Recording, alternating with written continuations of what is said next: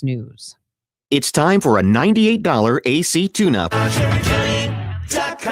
Honey, I found the one. Oh, I thought I was the one. Oh, you are, but this one's certified, background check, shows up on time, and can install all the ceiling fans. Heating, cooling, electrical, and plumbing. Trusted pros who do it right. Chris Ranji, Amy Marks Kors, The Chris and Amy Show. Check it out. St. Louis, Mound City, we are going to have a great day today On 104.1 FM. Let's take it from the top. KMOX.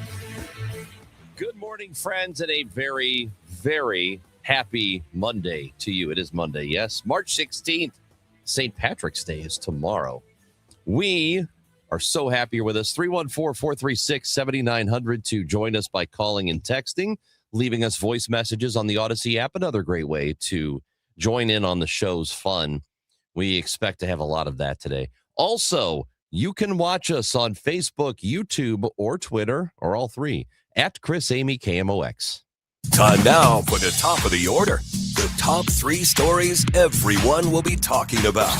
Well, what a weather day we had yesterday is quite something that was going on here in St. Louis and all the way up the state into Illinois with severe weather, blizzards. What in the world was going on yesterday? Yeah. Tornadoes? It was crazy. I don't know. Well, there was severe chaos for 314 Day on Saturday night in downtown St. Louis. 7 people were shot. 50 cars were spiked. Multiple streets had a street takeover. Not a good night in the city of St. Louis. Great night, though, for the Billikens because they made it into the NCAA tournament. They are, in fact, in, even after losing a heartbreaking game on Saturday in their conference tournament. They are in the NCAA tournament. They will play against Georgia. That is happening on Thursday. Mizzou is in. Illinois is in as well. That very rarely happens. We are going to talk about those games coming up. We will have Matt Pauley with us, Stu Durando, who covers Billikens. Basketball will be with us at 11:30 as well. So, yeah, I'm driving back down south from upstate Illinois. And, we were right along the edge of that storm that was pretty much up and down the entire state, all the way down here. I was getting the alerts on my phone of tornado watches and then a tornado warning. And, the phone call from SEMA, from the City Emergency Management, telling you to get cover now, go find shelter because it's not looking good. So where were you on the road when you got that? Oh, I think I got the first one at around Joliet. Because weren't you driving into it? Kinda. Yeah. Yeah, but it was right along the edge. So we, for the most part, avoided the worst stuff. We had some heavy rain for a bit, but that was it. It did look nasty out there, though. Yeah. We knew the weather was coming because they've been talking about how we had this warm weather, last week, the weekend, and how the temperature was going to drop rapidly and it would be 16 degrees tomorrow morning. Like the temperature is going to keep dropping. At any rate, we knew it would also be super windy. And I think it was yesterday afternoon. I actually, I went to a consignment shop, like a furniture store, and I bought. What an activity. I know. I bought a coffee table. Oh, okay. I'll tell you what, that's where people should go to buy furniture. At any rate, it's this giant coffee table, and I pull into my driveway. And I'm getting this round coffee table out of my car. And I open the gate of my Outback. I pull the coffee table out and I'm struggling because I'm weak. I'm just not good at carrying things. And it's a big round, shaped like a quesadilla, coffee table. And the wind starts to pick up. Now I'm being blown around with this coffee table. I have the foresight somehow to close the gate of my car because normally I wouldn't do that. I close the gate. As I'm walking into the house, the tornado sirens go off. Oh, boy. It gets really windy. And when I say I get into the door as the first few drops of rain are hitting me, and then the heavens opened up and it was just a floodgate. I made it by 4 seconds into my house with this coffee table. The skies got weird. The alarms went off in Kirkwood for a while. And they said they did see maybe the beginnings of rotation in Kirkwood, down in Afton. And then there was another notch of rotation by Clayton. And so I don't know if you do this, but I text my friends, check in on my friends in different areas of town and making sure they're safe. And like we mentioned, it was just kind of south of the city. My friend in Dutchtown heard the alarms. So she said, yes, the city alarms went off. Another friend in Soulard said she didn't really notice anything, not necessarily alarms wise, but just as far as the storms went. So it did get really bad in that Kirkwood, Afton area for a while, but no tornadoes. Yeah, it could have been really bad, and glad it wasn't, because I think we all have a little of the PTSD. We do. Some people had it really, really bad last May and still are struggling to recover. Well, and Ranj, I will say, I turned on Fox 2, and I have KMOX, but then I also turned on TV, Fox 2 and KMOV, Channel 4. And both stations had their, weathermen note, this is not the May tornado. That's not what we're looking at. They brought it up and said, I know this is scary and it's bringing back memories, but this is not what we're looking at. We're not looking at the May tornado. And I felt, I guess you could call it just like bad memories, not PTSD. I didn't feel fear, but what I felt was that vivid memory of May, of how the weather turned so quickly, and then how Forest Park changed forever, and North City, the damage that was done, and all those homes that were lost in the Central West End and U City. And it happened so quickly that was my first thought. It was like a flood of all these bad memories came back. Thankfully, it didn't turn out to be like that. It just was a very odd weather day with, as we said, the severe storms, the tornadoes possible, the warnings, everybody having to take shelter. And then, not that far north, blizzard warnings. I was in the car, and, we had the stream on and I was driving carefully. I was not looking at the TV. You were not watching. Your passenger was watching. The passenger was looking at the TV. The broadcast for the selection show, the NCAA selection show. And we were passing through, central Illinois-ish. And just they had in the upper part of the screen all the county warnings. So here's where the tornado watch is. Here's where the tornado warnings are. Here's the blizzard warning. What? Blizzard warning? What are you talking about? I know. And that was the thing they had on Fox 2. Our partners at Fox 2 had pictures of the thermometers and how the temperature was dropping, but there were two of them, and one of them was 68 degrees, and another one might have been 49. Yeah. And it was tornadoes and that warm weather here in St. Louis, but they said it's snowing in Columbia. There's the snow. What? Madness. It was wild. And it seems like, Ranj, because I did text your mom. I was worried about your mom. Oh, my God. I know. I texted your mom. And because it said that there was rotation, it was getting worse around Granite City. Then was heading east. Yep. But I know she went to the basement. Yeah, she said she was in the basement. But it kind of looked like that might have been the worst area. Was that Metro East? I mean, I'm no meteorologist, so I don't know. But just from watching the coverage, it seemed like maybe that was the area that they were really keeping an eye on. And I'm glad you made it safe. Did you have to pull over? Did you go into a gas station? We had or anything? to just past Bloomington. Had to find a rest stop and pull over for a little bit because the rain came down pretty heavy, but everything was good. No major problems. The Storm Runner, they have like the Storm Chaser, the Storm Tracker, the Storm Runner. I think all the cars, their names on Fox 2. Yeah. They pulled over at a gas station and they had their cameras on these 18-wheelers that were pulled over. And then there was a trailer, like a pickup truck pulling a trailer or like an RV type thing. And it was like rocking. And he's like, that guy. I drove past a couple of those. He goes, that guy is parked. He goes, I hope that guy's okay. The guy in the pickup truck, he is parked. We saw perpendicular to the wind. Saw one turned over. Did you? One truck turned over. Like an 18-wheeler? Yep. Oh, yeah. See, that's scary. That's scary. And here's, look, I am very pro truck driver. You know this. I'm concerned about the future of truck driving. I don't want all their jobs to be eliminated by automatic trucks.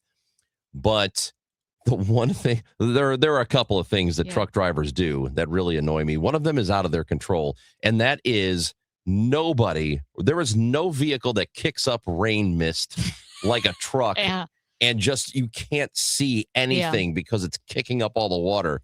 And you're like, I am going to drive underneath this truck. I know it because I can't see anything right now. Yeah. It's the one thing that just drives me crazy. It was bad. And before we get to break here, too, we did want to note bummer of an end to 314 Day. Total Information AM, Maria Kina covered this story as well. There was a street takeover, as I mentioned at the beginning of the show. We had a texter ask what a street takeover is, and it's basically what it sounds like. Hundreds of kids will show up. They'll all pile into the streets. They'll do their cars. They'll race their cars on streets. They'll do dangerous maneuvers and so forth. And there were multiple street takeovers on Saturday night into Sunday morning. 7 people were shot, including a 14-year-old girl who's in critical but stable condition. And Maria reported on it. A flamethrower, fireworks, and a ring of fire lit on a parking lot as car after car spun out doing high-risk maneuvers with dozens of people standing by.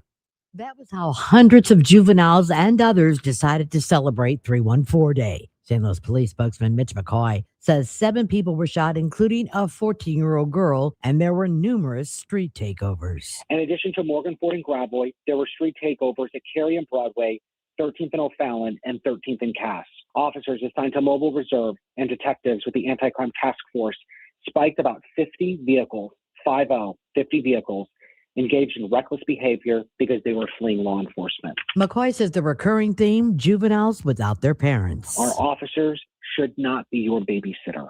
Our city is not a playground, and this type of violence is absolutely unacceptable. On a day like 314 Day, it's heartbreaking to see what unfolded, because St. Louis can do so much better. To the parents listening today, please step up and do your part. Last night, 2 teenagers, a 14-year-old and a 17-year-old, were shot in completely different, unrelated incidents. Maria Kina, KMOX News. Yeah, so there, again, as we mentioned, 7 people total shot, and hospitals started seeing these victims arrive. Either their friends were driving them to the hospital. I believe the 17-year-old, one of them drove themselves to the hospital. Someone drove the 14-year-old to the hospital. And Ranj, this is really, really frustrating, especially since these street takeovers developed in various areas around the city. That kind of overwhelms resources when you have hundreds and hundreds of kids. And I don't know, this type of thing spreads on social media, and that's how the gatherings, it does. They blow up so quickly. But this is something that needs to be stopped. We've talked about this over the summer as well, that this was happening. Not good for the city. And not good for the residents who live downtown, too. Right. I mean, this is the type of thing that's going to drive you away. These things happen all over the country. Chicago has their problems with it. Dallas had one recently. And the difficulty with them is, I was just reading about Maryland. They had a bunch of them in Baltimore and around Washington, D.C. It's difficult to stop unless you are able to find out online where they are discussing it, and you get there before it starts. It's still difficult because the numbers of people who show up are overwhelming. They'll change plates. It's hard to get arrests. They can, but it's just a very difficult thing to do. The 50 cars spiked. But again, as I keep going to Chicago, I know there's crime in Chicago, but there's also people in Chicago. Yeah. There are a lot of people right, but what I'm saying is I don't know. Overwhelm the bad. I don't know how you stop it. Well, Yeah. I mean, I don't know what you do. I think it's a very difficult job for police. I'm not sure what the city can do about it, because you can't prevent a bunch of teenagers from all over the place getting together on social media and then deciding they're going to do this. I don't know how you stop that ahead of time. It was not all bad yesterday. It was not all bad, despite the tornadoes and the takeover. Some good stuff did happen yesterday. How about the Billikens? They made it. They are going to the NCAA tournament. We'll have more on that when we come back on the Chris and Amy Show on KMOX.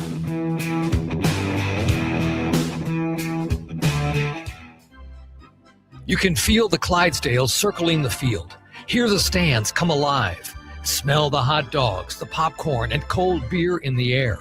See the crowd rise as the first pitch hits the glove. And just like that, a new season begins.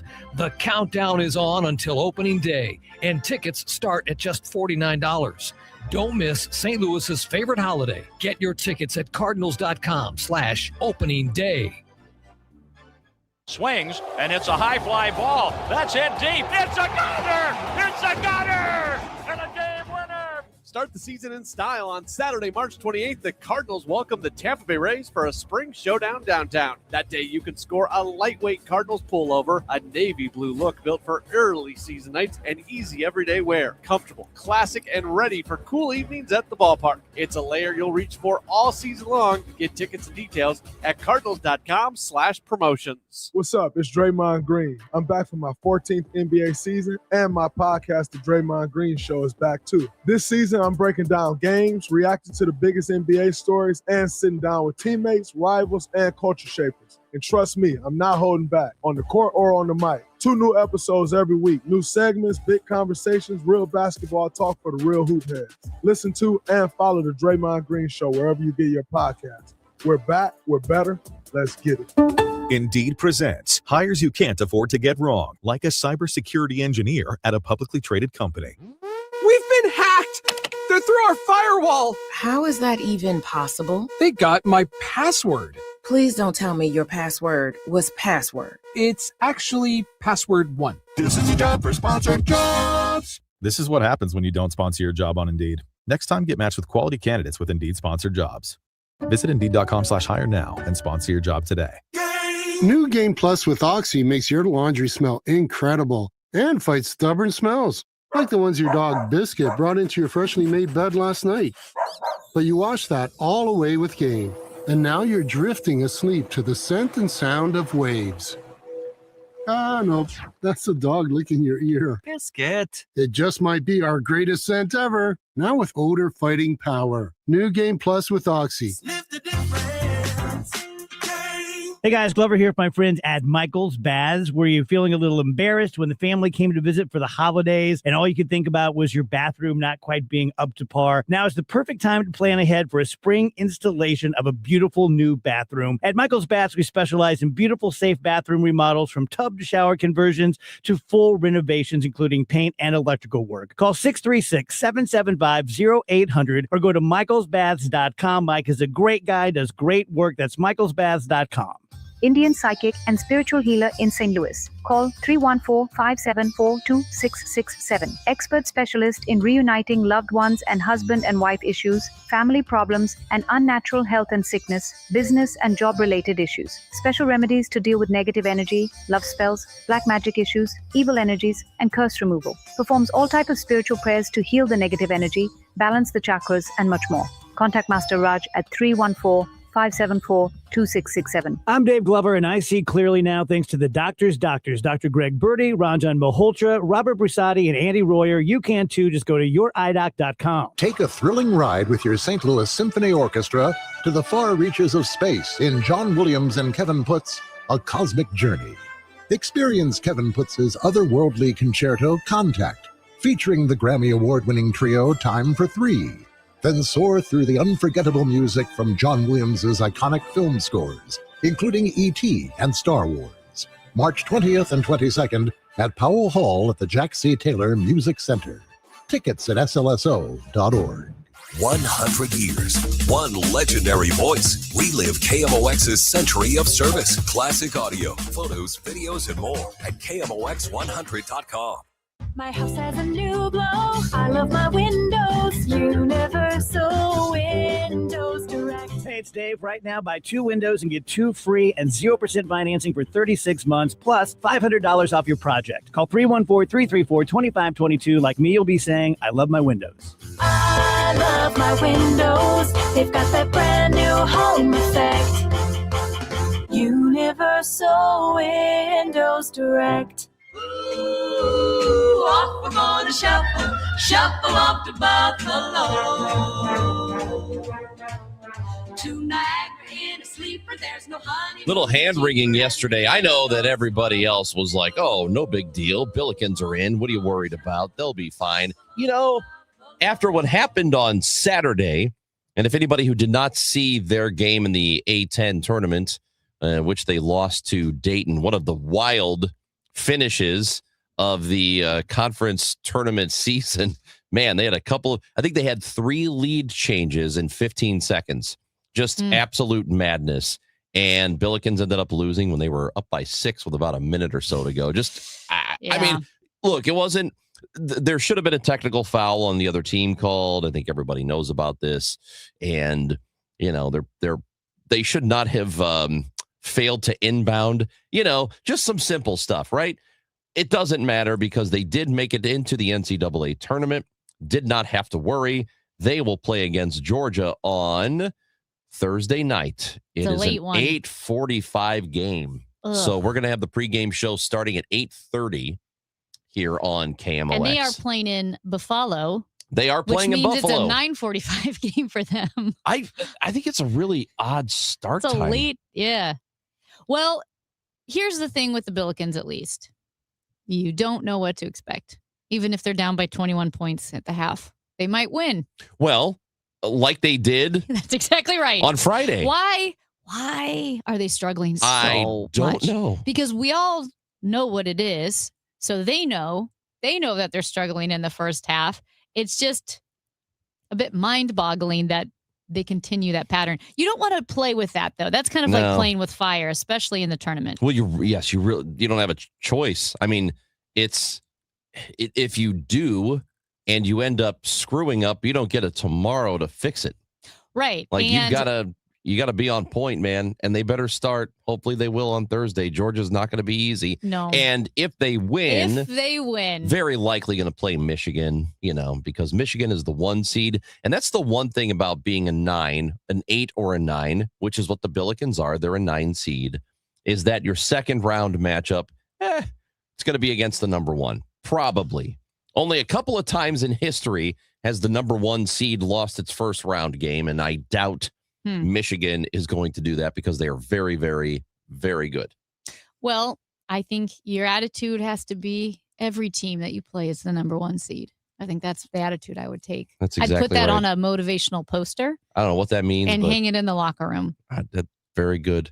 Now, here was a cool thing that happened, and I'm not exactly sure how it happened. Yes. But Mizzou comes in as a 10 seed into the NCAA tournament, and they're basically getting a home game. So Mizzou is playing at home against Kevin Wheeler's Miami. And that will be, they're going to have the home crowd. They're going to have the home crowd. Mm-hmm. So Mizzou will get to play here at Enterprise Center, and they're going to have a home crowd basically because we're just a couple of hours away from Columbia, and a bunch of Mizzou grads already here in St. Louis. They're already here. Yeah, good for them. Good for them. Usually it doesn't work out that way, where you're that low of a seed and you get the benefit of getting to play pretty close to home. They try to take care of the upper seeds if they can, but Mizzou got the benefit. Because Illinois, as you mentioned, playing South Carolina, correct? In South Carolina. They're playing Illinois. Yes. Illinois is playing in South Carolina. Of the 3, which one would have wanted to see at Enterprise? Illinois, Mizzou, or SLU? Oh, Billikens. Yeah. Yeah, of course. I'd rather them get a home game. That'd have been very cool. And it doesn't happen very often that all 3 teams are in. I believe 2013 was the last time it happened. Yeah. Hey, this is the only thing that reminded me of it is the first time that you said like all 3 teams it's very rare that all 3 teams are in.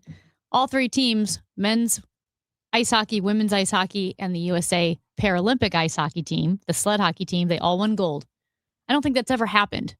I don't think in Olympic history, the hockey team for the men, the women, well, we know that hasn't happened. And Paralympics, they won the gold. So there you go. Shout out to the men's sled hockey team. I don't think they have a women's sled hockey team. No shout out to the World Baseball Classic last night. Really great game. Absolutely blown by the umpire at the end. Just terrible, terrible, terrible, terrible. And I'm not exactly sure why we're going through this new season, a new era of baseball where you can challenge balls and strikes now. Like if you think you've gotten a bad call as a pitcher or the hitter, you can challenge. You get a couple of challenges per game and you lose them if you get the challenge incorrect. But the most important pitch of the game last night, as Dominican Republic was trying to tie the game, it was an exciting finish, really good ball game all game long, and a strike 3 call on what was very clearly ball 4. Very clearly ball 4. United States won. Good for them. I don't really care so much about who wins this tournament because I don't care about the tournament. I just feel like if there's going to be a tournament, I want the games themselves to be fun. Yeah. And last night was a fun game, but it ended really stupid. Not happy with that. Worse than Don Denkinger?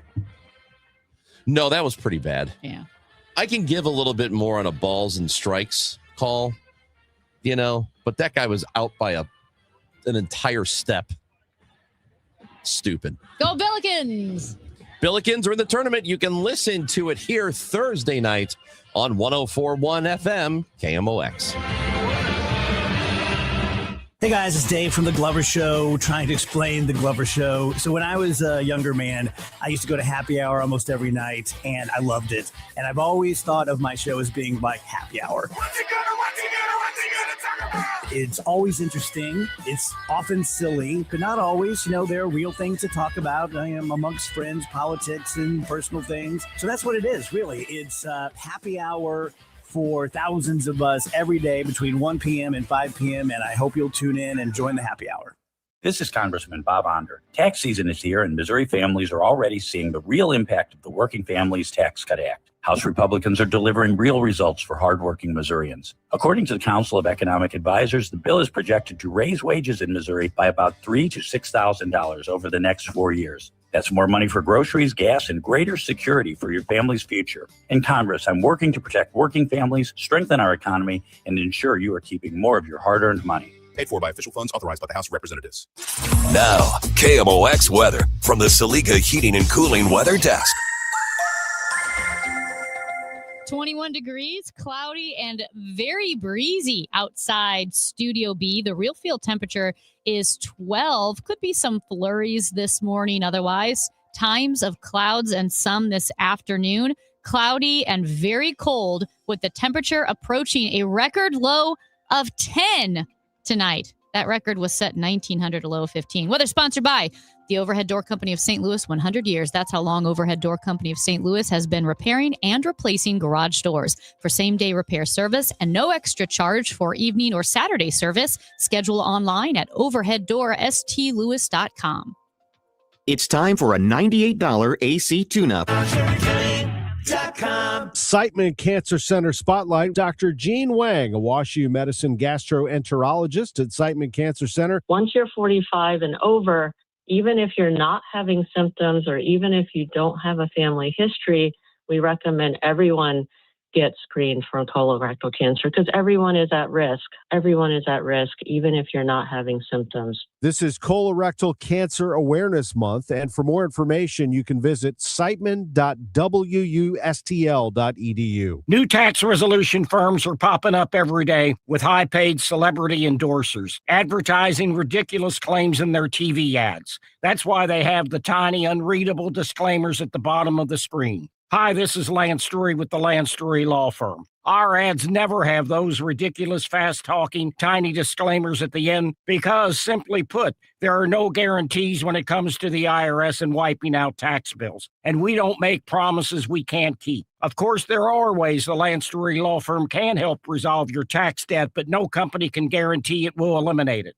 This is why their clients call the Lance Drury Law Firm when those promises don't pan out. If you have tax problems, you have legal problems, call me, Lance Drury in St. Louis at 314-260-6120 or visit Lance, D-R-U-R-Y, law.com to schedule your free consultation with your local tax resolution law firm. The choice of a lawyer is an important decision and should not be based solely upon advertisements. St. Louis's unofficial holiday is almost here. It's Cardinals opening day, Thursday, March 26th. And KMOX's Cakes and Eggs, presented by Budweiser, is back. This year with a new twist. You don't need a ticket to enjoy KMOX's live broadcast at Cardinals Nation inside Ballpark Village, featuring Cardinals alumni, front office personnel, special guests, and so much more. First come, first serve. Doors open at 9 a.m. Celebrate opening day with dirt cheap Budweiser and Rally House. More info at KMOX.com/events. Rush Hour Sports, Matt Pauley, Kevin Wheeler with you here. Bernie Nicholas joins Rush Hour Sports tonight at 5 on America's Sports Voice, KMOX. Chris Ranji, Amy Mark scores with you. And I always say in certain areas, St. Louis out punches its weight class. We definitely do that when the music scene, we do that with the food scene, and 100% St. Louis out punches its weight class in the running scene. Such a strong running community. I'm super excited. I'll be running the Greater St. Louis Marathon on April 11th. I was going to do the half, but then I'm like, I'm going to double my fun. I double my fun and do the full marathon. And joining us now is Mona Vespa, the president of the Go St. Louis Marathon, all the runs that you guys have.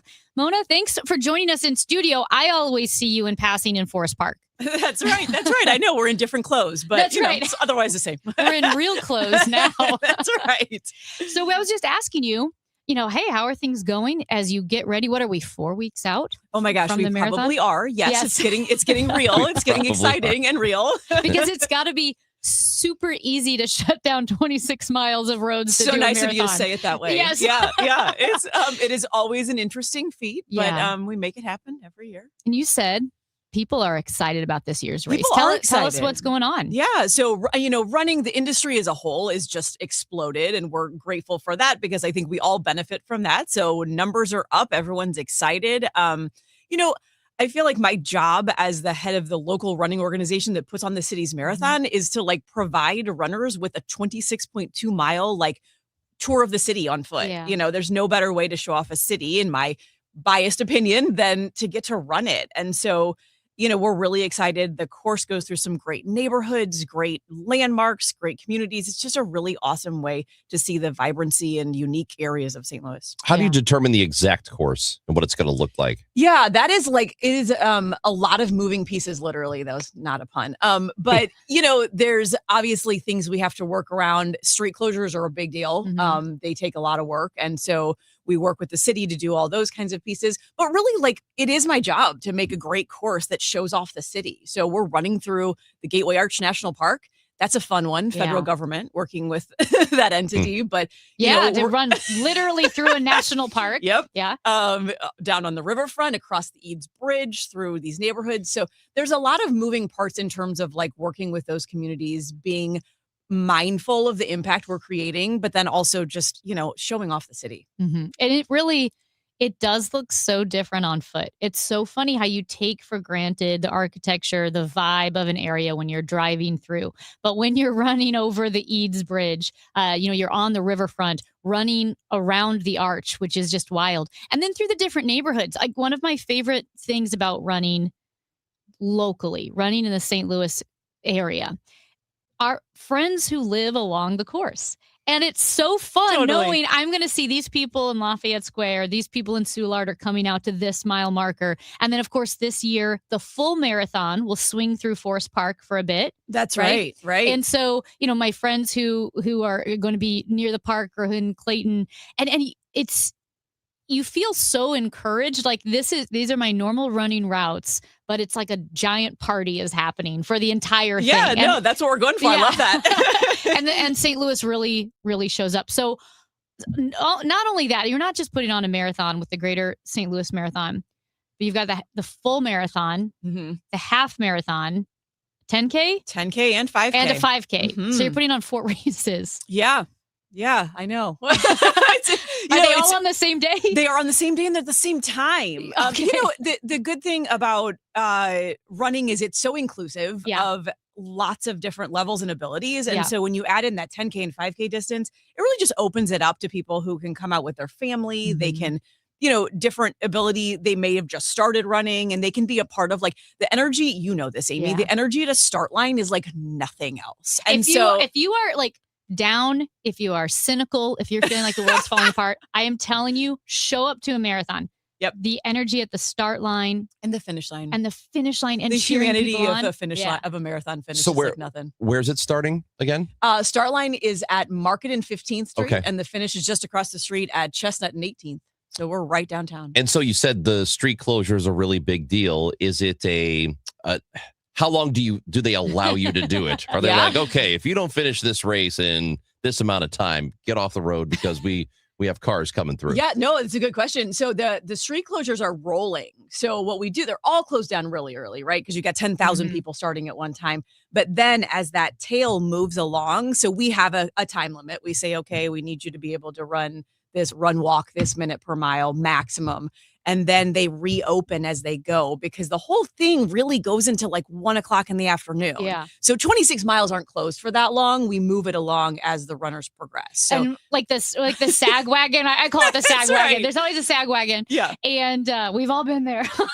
And there's like, let's say a common cutoff for a lot of races is a 14-minute mile. We're Like at if about 15, but yes, you're okay, right. 15. Yep. Yeah, that's awesome. That's very generous. So that means the first couple of miles, like you can say, okay, this is going to open up after 15 minutes. This will open up after 30. Yep. So it's not like you said, where all of it's shut down all That's day. right. That's right. Yeah, there's all kinds of considerations, as we're going through each neighborhood. Okay, when do they need it reopened? Things like that. And it's funny too. I don't know. Again, like I've run Go when it was Spirit of St. Louis, when it was Go, when it was the Greater St. Louis. So there've been different iterations, and you have the official water stations and gel stations, so you can run by and grab water. But then there are always people who set stuff up like in their homes. Or there was a fraternity because we ran by Wash U.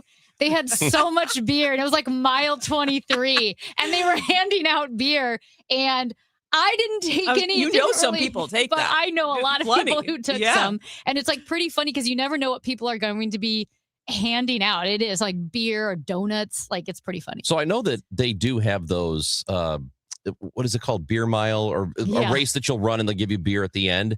Is it generally a bad idea to take a beer and drink it at mile 23? Is this my official opinion or Both. Off the record and on the record? I mean, I will say on the record, please don't take anything that's not approved by our route. Off the record, some people want to have a good time. I don't want to stop them. Go enjoy yourself. Physically, is it bad to drink a beer?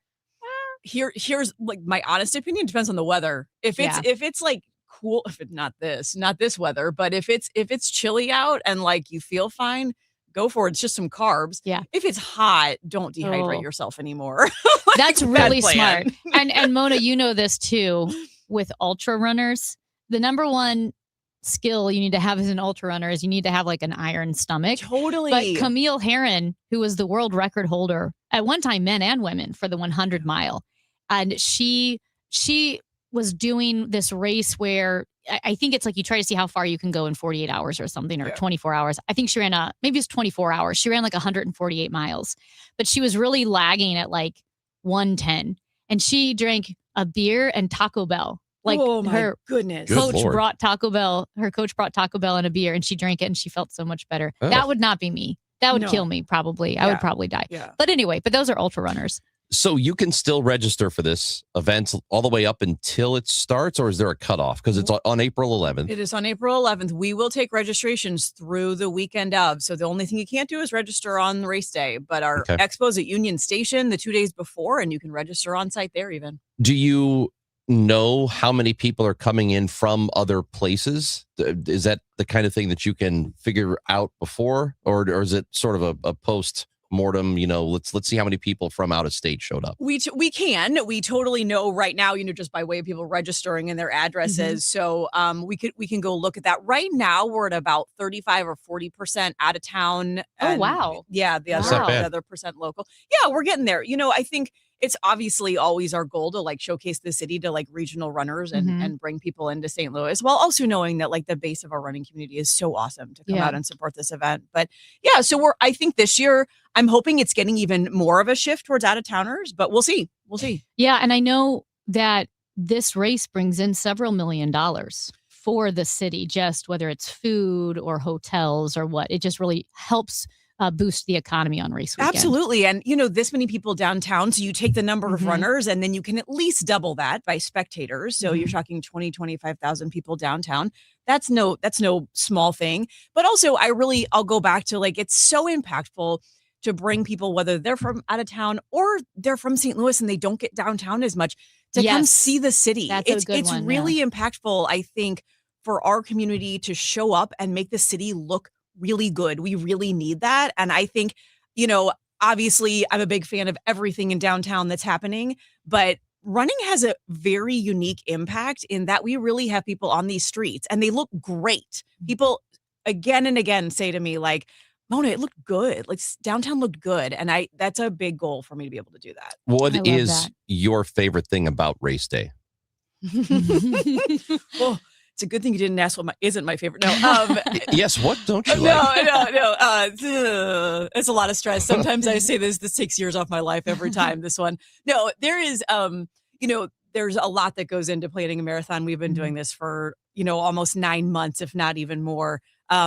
And the last month is a lot of stress. And so for me, there's 2 hours before the race starts that are just madness. Phone won't stop ringing, walkie-talkie, everything. And you get to that point and it's about 2 minutes before the gun goes off. And usually the national anthem's playing and usually and it just gets really quiet. And I just sit there and watch everyone standing at the start line and go, okay, we did it. Now all we have to do is get them to the finish. But at that point, it's it's out of my hands. You fight fires, you do things, but we got it. And that's the best part for me. I love that. And it really is. I will say, if you need a little boost of hope and optimism and positivity, head on downtown Forest Park. Look at the course. You can go to gostlouis.org, gostlouis.org. Look at the course so you can see, what's a convenient spot to cheer people on. It's really fun. Or sign up for the race yourself. And as we say goodbye, Mona, too, it's not just the marathon. You guys have the great Go Halloween race. The KT 82 Trail Relay, which is a group. So fun. Yeah, relay 82 miles on the KT Trail. A ton of people do that. That's another one that's super accessible for people. The All-American 5K, and then they started the Great Chase, where your time is handicapped for your age and gender, and then super you fun. chase each other. It's so fun. I had a ton of friends who did that. So thank you for what you do for the running community, Mona. Thank you for what you do for the city of St. Louis. And as we mentioned, more info, gostlouis.org. Mona Vespa, president of Go St. Louis. The Greater St. Louis Marathon is next month. This is the Chris and Amy Show on KMOX. Hi, it's Kevin Wheeler here with Gloria Liu of Your Home Sold Guaranteed Realty. Welcome back, Gloria. Now, for years now, you've been on KMOX helping families plan their next big move with your Guaranteed Sold program. So for those planning to sell their home this year, what's your best advice? Thank you. My advice is simple. Do your homework before listing your home. Our market is stabilizing, inventory is tightening and moving fast. In other words, the realtor you choose to sell your home really matters. That's why my sellers love my Guaranteed Sale program. I guarantee to sell your home at your agreed upon price and time frame, or I will buy it myself. I have thousands of buyers in my buyers in waiting database, so your home may already been sold before it's ever hit the market. Higher demand, more competition, and more money for your home. Friends, if you want a realtor who will guarantee results, call the one that I trust. Gloria Liu at 314-325-6888. That's 314-325-6888. Or GloriaHasTheBuyers.com. Gloria and seller must agree on price and possession date. This is a test of the emergency alert system. This is only a test.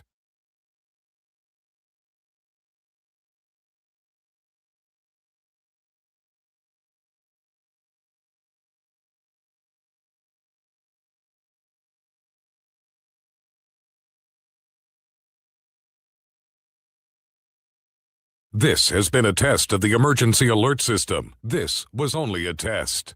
I'm John Morgan of Morgan & Morgan. If you've been injured in a car accident, call America's largest injury law firm. For over 35 years, my mission has been to deliver more for our clients, to deliver more for you. Injured? Visit forthepeople.com for an office near you.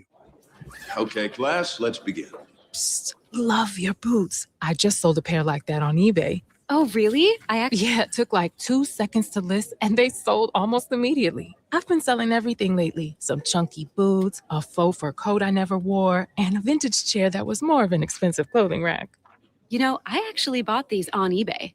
Wait, are you Kitty Sell Stuff from Brooklyn? Okay, quiet, please. Find what you love, sell what you don't. eBay. Things people love. A lot of people are getting their air conditioners tuned up and ready to go for the summer, and we're getting a lot of calls of people saying they want a second opinion, to have us come out and requesting us to come out there and take a look at their air conditioners. They've been told that they need a new one, and the repair is quite costly, and it might be best for them to replace the air conditioner and then repair it. If you're in that situation, please give me a call, because there is truly some opportunities here for you that we could save you lots of money, because I'm sure you're going to be shocked. We have the equipment that still works best for you with your budget. It's pretty much the best. Is what I would put in my home, is what I would recommend. Give me a call. It's Bart Inman. One easy number, the easiest number in Missouri and Illinois. That is 314-293-2600.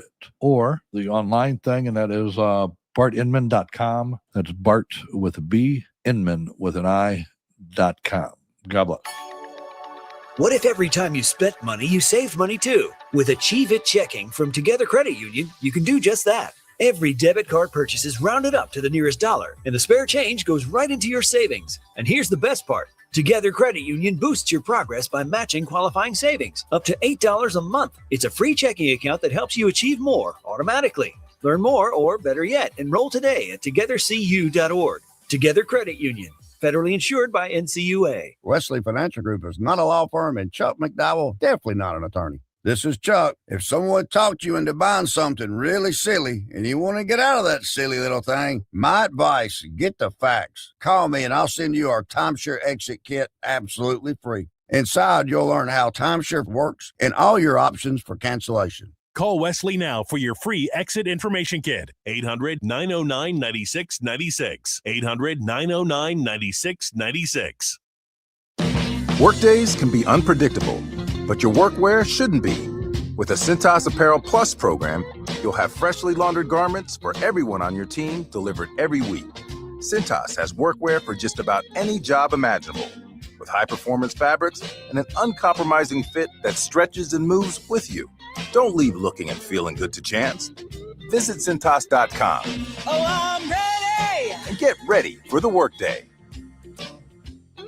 Chris Raunchy, Amy Mark scores, because life is too short for boring radio. 104.1 FM, KMOX. Now, did you see this? With Chris and Amy.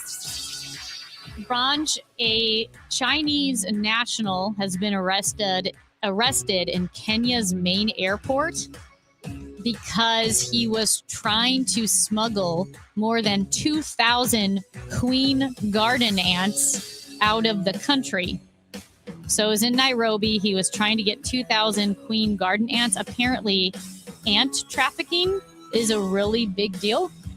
And ant trafficking. Yes. I'm not even joking. Okay. Ants are like ants, the insect, or they're not insects, right? They're the bugs. arthropods. I don't know. They're Is that bugs. an insect? Ants are protected by international biodiversity treaties, and their trade is highly regulated. But there's a growing demand for garden ants in Europe and Asia, where collectors keep them as pets. And what he did is he had like little, almost like pills, like the pill capsules that you can open. Yes. He had those. He had like ants in each one. I'm going to start an ant trafficking ring, but it's going to be like your mom's sister. Your mom's sister, and who just likes to pinch her cheeks. Wait, what? Trafficking ants? Oh, like AUNT. Yeah. That's so bad I didn't even get it. You're welcome. I think it's weird how, by the way, this is just a sidebar. Don't you think it's weird how we pronounce aunt here? And how it's aunt? This is my Aunt Linda. It's aunt. Do you say aunt? No. And I think it's weird when somebody does, even though that's the right way to do it. It's the right way, but it sounds pretentious. It absolutely does. My aunt. Do you say aunt or aunt? Aunt. I think everybody here says aunt. It is usually, I think, people from not here that I've heard it. I think that should be the news story. People from not here People from not here say aunt. So remember when we talked about St. Louis being named one of the best cities for singles in the country? Yeah, you were livid. Yeah, because it's just not true. It's absolutely not true. Well, here's a new one. From U.S. Census data compiled by the New York Times, St. Louis, Missouri leads the nation in people living alone. This one makes more sense. So that means because it's not. it's somehow true there's nobody single here, and yet everybody's single. Because there's no talent out there. You know what I mean? So it's either if we lead the nation and people living alone, that means we're either the best for singles or the worst. Do you know what I mean? How Yep. do you define it? It's the worst. It's the worst. For cities with at least 50,000 people, the New York Times discovered that St. Louis has the largest share of solo living households at 48%. And Wow. solo living population of 24% among U.S. cities. Nearly half of all St. Louis households are occupied by one person. We got all these homes out here. That's why there's a housing crisis. That's we're too right. spread out. It's like we need people to, what do they call it? Bunk up together. right. We need like the what are the passing lanes in California? Oh, The carpool lane. the carpool lane. We need like a A carpool house. House Yeah. pool. people need to start living together. Maybe that's what inspired DTF St. Louis. I will well, probably. I will say this though. Mhm. I really like living alone. It's kind of great. Well, It is kind of great. you better enjoy it while you can. You better calm down. Hey, it's March Madness time, and so I think it's time for us to remind everyone of their odds of coming up with the perfect bracket, which is Oh. now 1 in. I know what it is. Okay, I know the number. say it. Is it 9.2 quadrillion? Quintillion. Quintillion. Oh, Yes. so it's worse than I thought. 9.2 quintillion. Quintillion. That's a lot of tillions. And they say that is if you pick each of the games through a coin flip. But if you really, really know something about basketball, your odds improve significantly to 1 in 120.2 billion. Well, that seems significant. Yeah, that's not bad. Because like you said, if you did a coin flip and all 4 of the number 1 seeds lost in the first round, you pretty much know, I mean, that's not going to work out for you. That Right. doesn't happen. Right. Yeah. So if you know something, it improves to 1 in 120.2 billion. And I did want to acknowledge we had a texter because we just had Mona Vespa on, asked if Mona Vespa with Go St. Louis.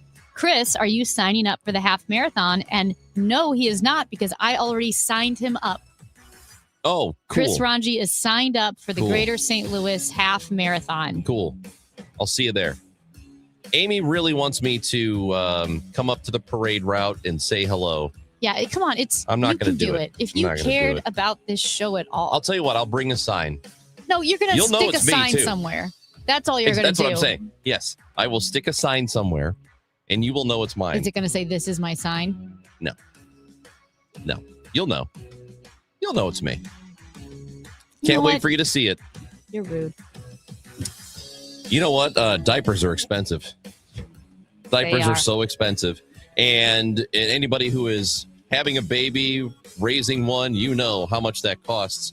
Muriel Smith is the executive director of the St. Louis Diaper Bank. Well, the St. Louis Diaper Bank has announced an annual fundraising event called Bloody Mary Brunch. It's happening at the end of the month, and we're going to talk to Muriel about that next on KMOX. Conservative outsider Jeannie Evans for U.S. Senate.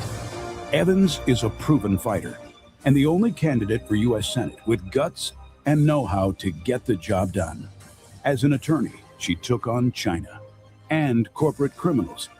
Jeannie Evans won billions for working families. As senator, Evans will fight and win for you. She'll work to cut taxes and lower the cost of living. Evans believes that keeping Illinois safe will take more than just wishful thinking. It takes courage, and Jeannie Evans has the record to prove it. Evans will always be tough on crime. She'll hold China accountable for trafficking fentanyl and stealing our personal data. Jeannie Evans puts America first. A proven fighter. Conservative outsider Jeannie Evans for U.S. Senate. I'm Jeannie Evans, Republican candidate for U.S. Senate, and I approve this message.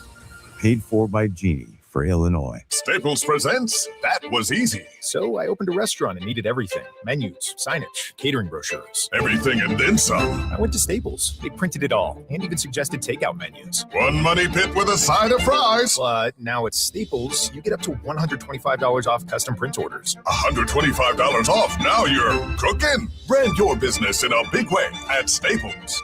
That was easy. Shop Staples in-store, online, or in the app by 4/4 to unlock. Exclusions apply. Visit staples.com/print for details. My name is Whitney Allen, and I'm a widow. My husband, Ryan, died. We never thought we'd ever have to use life insurance, but the unexpected happened. With Ethos, signing up was fast and 100% online. You can get a quote in seconds, apply in minutes, and get same-day coverage. No medical exams, and you can get up to $3 million worth of coverage. I'm grateful we were prepared. Get your free quote at ethos.com/radio. That's ethos.com/radio. Paid spokesperson. Time spent on application may vary. Online health questions required. For the last 33 years, you've discovered that at Banner Construction, we pride ourselves on quality craftsmanship. We believe the single most important decision homeowners must make when considering an exterior restoration project is, who do you hire?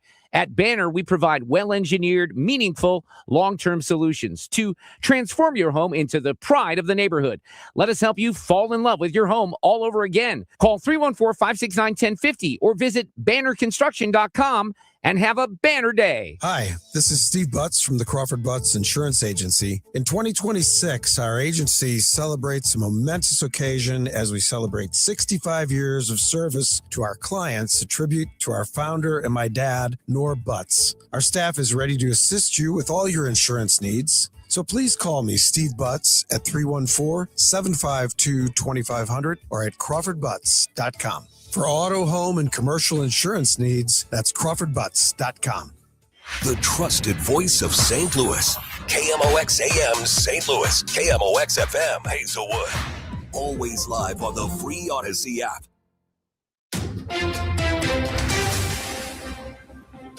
It is 10 o'clock and the temperature continues to drop. We started off earlier this morning at 28 degrees. It's now 23, feels like 1 below. I'm Debbie Monterey. The U.S. and Israel continue to keep pressure on Iran as the war enters a third week. Tehran refusing to back down. CBS News senior national security correspondent Charlie D'Agata. Among the thousands more U.S. troops being sent to this region is a contingent of around 2,200 Marines and an amphibious assault ship, which may signal a new phase to the fight by giving more options to U.S. military commanders. Meanwhile, President Trump wants NATO allies to help secure the Strait of Hormuz as Iran continues to block vessels from passing through that critical waterway that includes oil supplies. After years of threatening to pull out of NATO and questioning the value of the alliance, Trump now says if they don't help the U.S. now, it will be very bad for the future of NATO. Iran state media reports the captain of the Iranian women's soccer team has withdrawn her bid for asylum in Australia and will return to Iran. That means 5 of the original 7 players have now changed their minds under unbearable pressure, it would seem, from Iranian authorities. Last week, St. Louis County Executive Sam Page proposed the city become a municipality in the county, helping solve budget issues on both sides. How quickly could that happen? St. Louis City Comptroller Donna Barringer has long been in favor of both governments combining to form one county. She says even in the best case scenario, it would take a long while to come together. If we were going to consider some type of a mutual cooperation, something that we would have to go and change ordinances, charters, we're talking years.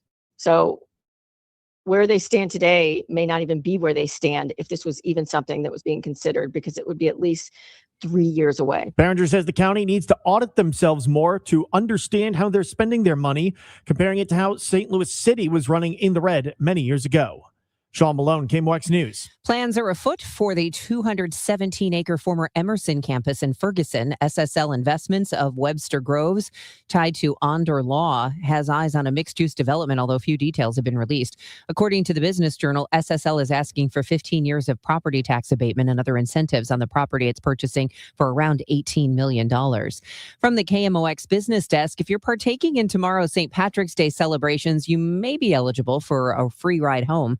500 Missourians celebrating in St. Louis, Kansas City, Columbia, and Springfield could get a free Lyft ride home from 10 a.m. Tuesday through midnight Wednesday. Those free rides are part of a program run by Breakthrough Beverage Missouri and Jameson Irish Whiskey. You'll need a code to get a price reduction, and that'll be available starting at 8 a.m. on Tuesday on the Breakthrough Beverage Missouri website or on the Lyft app. From the Saliga Heating and Cooling Weather Desk, it's going to be really cold today and tonight and into tomorrow, St. Patrick's Day. It'll be cold for the parade in Dogtown.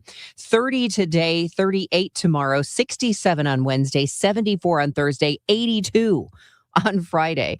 Right now it's 23 degrees, feels like 1 below. I'm Debbie Monterey, KMOX News. Weather sponsored by Renner Garage Door, forward and back, RENNER. Giddy up! Cardinal Cowboy for Team Renner here, America's oldest family-owned garage door company, serving both wholesale and retail markets.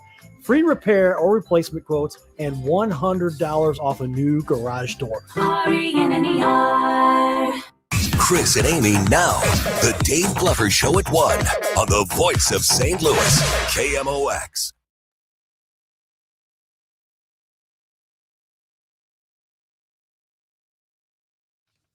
It's hour 2 of 3 of the Chris and Amy Show. Glad you're with us today. Gas House Gang will be at 12 o'clock. We're fully loaded on that show, so we hope you're going to stick around for that. We'll talk sports, Billikens, Cardinals. We'll have it all for you. March 29th at 11 a.m. is the Bloody Mary Brunch, which is a fundraising event that's been set up by the St. Louis Area Diaper Bank. And anybody who has had kids or knows somebody who has them knows how expensive it is to buy diapers. So the executive director of the St. Louis Diaper Bank, Muriel Smith, is with us now on KMOX. Muriel, it's good to talk to you. How are you? I'm good. How are you doing today? I'm doing great, and I have been to a diaper party. I've been to a couple of those. It's a thing that a lot of men seem to do, and it's kind of like a baby shower. And, you know, I haven't had children of my own, but I was stunned to learn just how expensive diapers actually are. So an event like this is great. I know that this is the whole purpose of it, right? Because it is expensive to have a child and to buy things like diapers. Yeah, that's right. That event was actually created a little over 6 years ago to help support our programs, and it's a great event. It's fun. So it's not a gala or anything like that where you have to, dress up, and you can come with your friends. And it's just a nice, easy, fun event and a great way for us to be able to raise funds and then also to talk to people about, our mission. Yeah, and I know with the diaper bank also helps provide girls and women in the area. In fact, 35,000 girls and women in the area annually with period supplies, because period poverty is something that affects women, well, across the world, of course, we know globally, but even right here in our own communities, and it can affect their physical and mental well-being. It can affect their ability to attend work. For younger girls, it can affect their ability to go to school. And that's something that I think we don't think about a lot. You don't think of like, oh my goodness, if you can't get these supplies, it is very disruptive to your life. And there's a lot of women right here in our area. Yeah, that's right. A lot of women and girls in the St. Louis area are experiencing period poverty. I think it's what we call like an unseen, issue, because it's a very personal issue for people. And so a lot of people don't really speak about it. And people don't think about, not being able to afford those items on a monthly basis that you need, to manage your period. So it is important for us to be able to provide those products to people that maybe are having trouble affording them or affording anything, and we can provide them with a month's supply of items to help manage their period every month. Is this the sort of thing that obviously the cost is pretty high, and maybe for a lot of people they don't really think about it because it's something you have to do. You have to buy these products, you have to be prepared for them, so maybe you're not really thinking about cost. That's for people who don't have to worry about it. But are you able to know just how many people there are out there who really do struggle to buy these things that are absolute necessities? Yeah, it's about 1 in 4 women and girls are struggling to afford these products on a monthly basis. So if you think every month you're having trouble, it's not like every once in a while. It's every single month you have to think about how you're going to afford the items that you need. Where's the money going to come from? And a lot of people are making decisions about if they're going to purchase those items or pay for food or other things. And so the people that we provide these items to are having to make choices, which again are very personal things for them to have to make choices about. Yeah, and you mentioned, probably some of the choices are, certain food products you're buying versus these products. But there also might be a choice of like how many of the period products that you buy. And if you're, trying to make them last, that's not healthy either. Like you don't want to put women and girls in a position where they're trying to stretch a thin supply. And I think, things like that it's easy not to think about, but you want to make sure that that supply is there and there is enough. And I guess one question I have, do you know where we stand with schools, whether it's like public schools or private schools, having those supplies on hand for girls during the school day? Sure. So a few years ago, the Department of Elementary and Secondary Education actually allocated funds to all the schools, public and charter schools in the state of Missouri, to be able to purchase these items for students in their schools. So there are funds available through DESE that schools can request so that they can purchase those items for their students. And a lot of schools don't know that. A lot of school districts don't know about it. And so, the more that know about it, the more those funds can get used and possibly even have, an increase in those funds. They originally allocated $1 million for, all the schools in Missouri, which isn't a lot. And I think now it's because of the use of the funds or, haven't been used as much, it's about $600,000. So the more schools that know about it, the more we can advocate that, that funding increases and not decreases, and more schools can be able to support students and keep them in school. So, Muriel, go ahead and tell us about the Bloody Mary brunch that is coming up here. Again, stldiaperbank.org to get tickets for it. And there are various levels, so people can participate at a different price point, right? Yeah, that's correct. So we have just the general level, which is $60. It's for one ticket. We have what we call the Bestie Bundle. A lot of people like to come with their friend. And so you can get that for $85. That's for 2 people. And then the VIP ticket is $100 for 1 person. And that's, you get a special gift. You get unlimited Bloody Marys and mimosas and some other perks that come along with that. And last year, the event raised more than $40,000 to help buy supplies. Attendees also assembled more than 800 period supply kits with more than 20,000 essential items for distribution throughout the organization's partners. And like I said, it's such a wonderful way to help to support the women and girls in the St. Louis area. That's right. Thank you. Yes, it's such a great event. Again, it's a fun, easy event. We're having it at Coca this year. We usually have it in our warehouse, so we're moving it off campus to give it a different feel. But it is very well attended. In a couple weeks, we usually have over 200 people in attendance. And so if people are interested in coming, I would encourage them to purchase their tickets right away. The Bloody Mary brunch is at 11 a.m. March 29th at the Center of Creative Arts. That is Coca, and it is an event that you can you go to stldiaperbank.org, and that's how you can purchase tickets for it.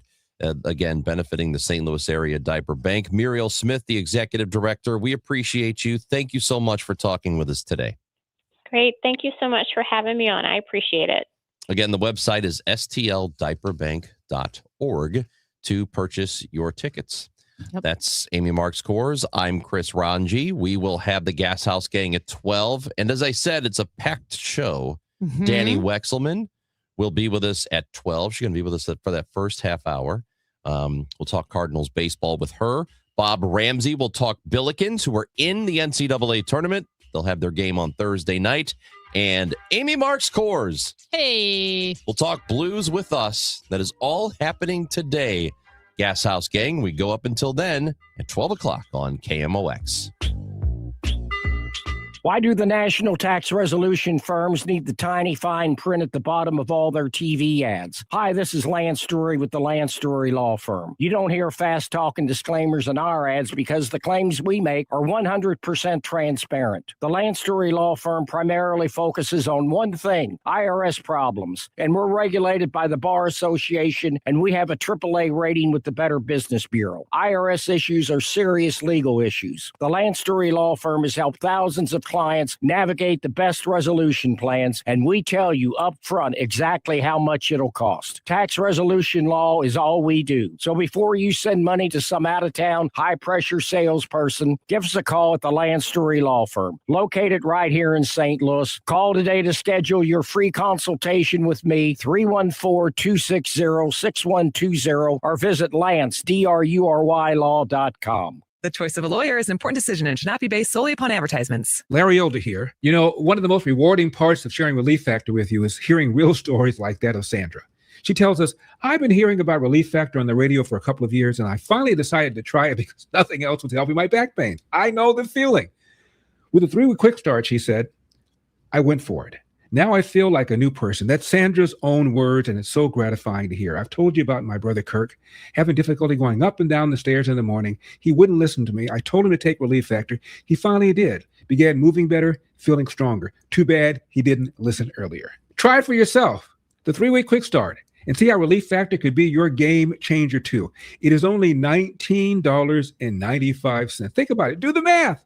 Less than $1 a day. So call 800-4RELIEF. That's 800, the number 4RELIEF, or go to relieffactor.com, all one word, relieffactor.com. How will it feel to be out of pain? 800-4RELIEF, relieffactor.com. I'm Bob Burke, founder and chairman of Burke America Parts Group, a family of brands that includes repairclinic.com, an appliance and HVAC parts solution company that's grown into an international brand. Before AmericanEagle.com, we partially launched a new technology platform developed by another firm. American Eagle helped take our technology to a whole new level with digital marketing, software development, and business insights into our key markets, appliances, HVAC, and outdoor power equipment, and did so both on time and on budget. AmericanEagle.com has the resources, experience, and talent needed to produce solutions.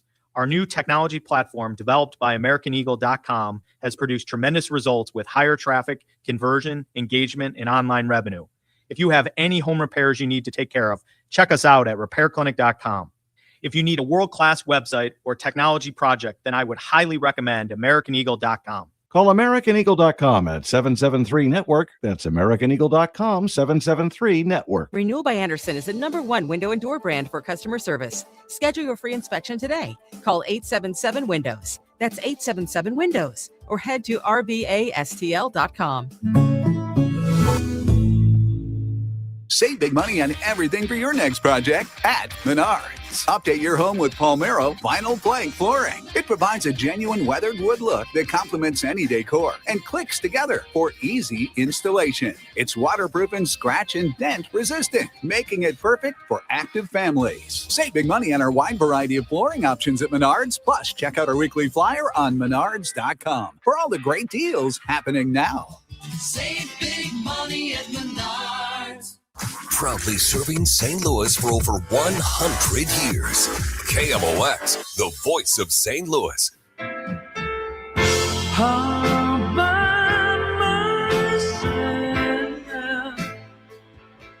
right, it's a little heavy-handed, Matt, the producer. Sorry. So on Saturday the reason we're night, playing this song. on Saturday night, I went to dinner by myself because I was hungry. So here's the thing. I had a 22-mile run on Saturday morning. Amy, hold on. What? If this story is I was hungry, so I went to dinner, Yeah. I'm going to be really mad. It's a big part of it. Okay. That's the plot. All right, that's the plot. Okay. So I was hungry. And something happens along the way. But little did she know she was on her way. She was hungry for murder. Calm down. Anyway, I'd visited with my brother and sister-in-law and my parents at their house, and it was, getting around dinner time, and I left their house, and I thought, it sounds so good? Pizza. I'm going to go get pizza. Oh, yeah. Pizza. So I went to one pizza place in Webster Groves, and I was like, do you have room for one? Maybe at the bar. They said, absolutely not. We're jammed. Okay. So then I went to a Dewey's Pizza. Love Dewey's Pizza. But the location I went to, they don't have a bar, and all the tables were filled and people were waiting. And I'm like, oh my gosh, all I wanted was pizza. But I did have a gift card to another restaurant. So I thought, I'm going to use this gift card. So I go to the restaurant, and of course, they're all filled. Apparently, Saturday night, everybody was out to eat. And it's what happens on Saturday. Seriously. And every bar spot was filled, and all the tables were filled. And they said, just kind of linger, wait here. Someone's going to get up from the bar eventually. So I got a non-alcoholic drink and stood there and waited for a place in the bar to open up. Drove home.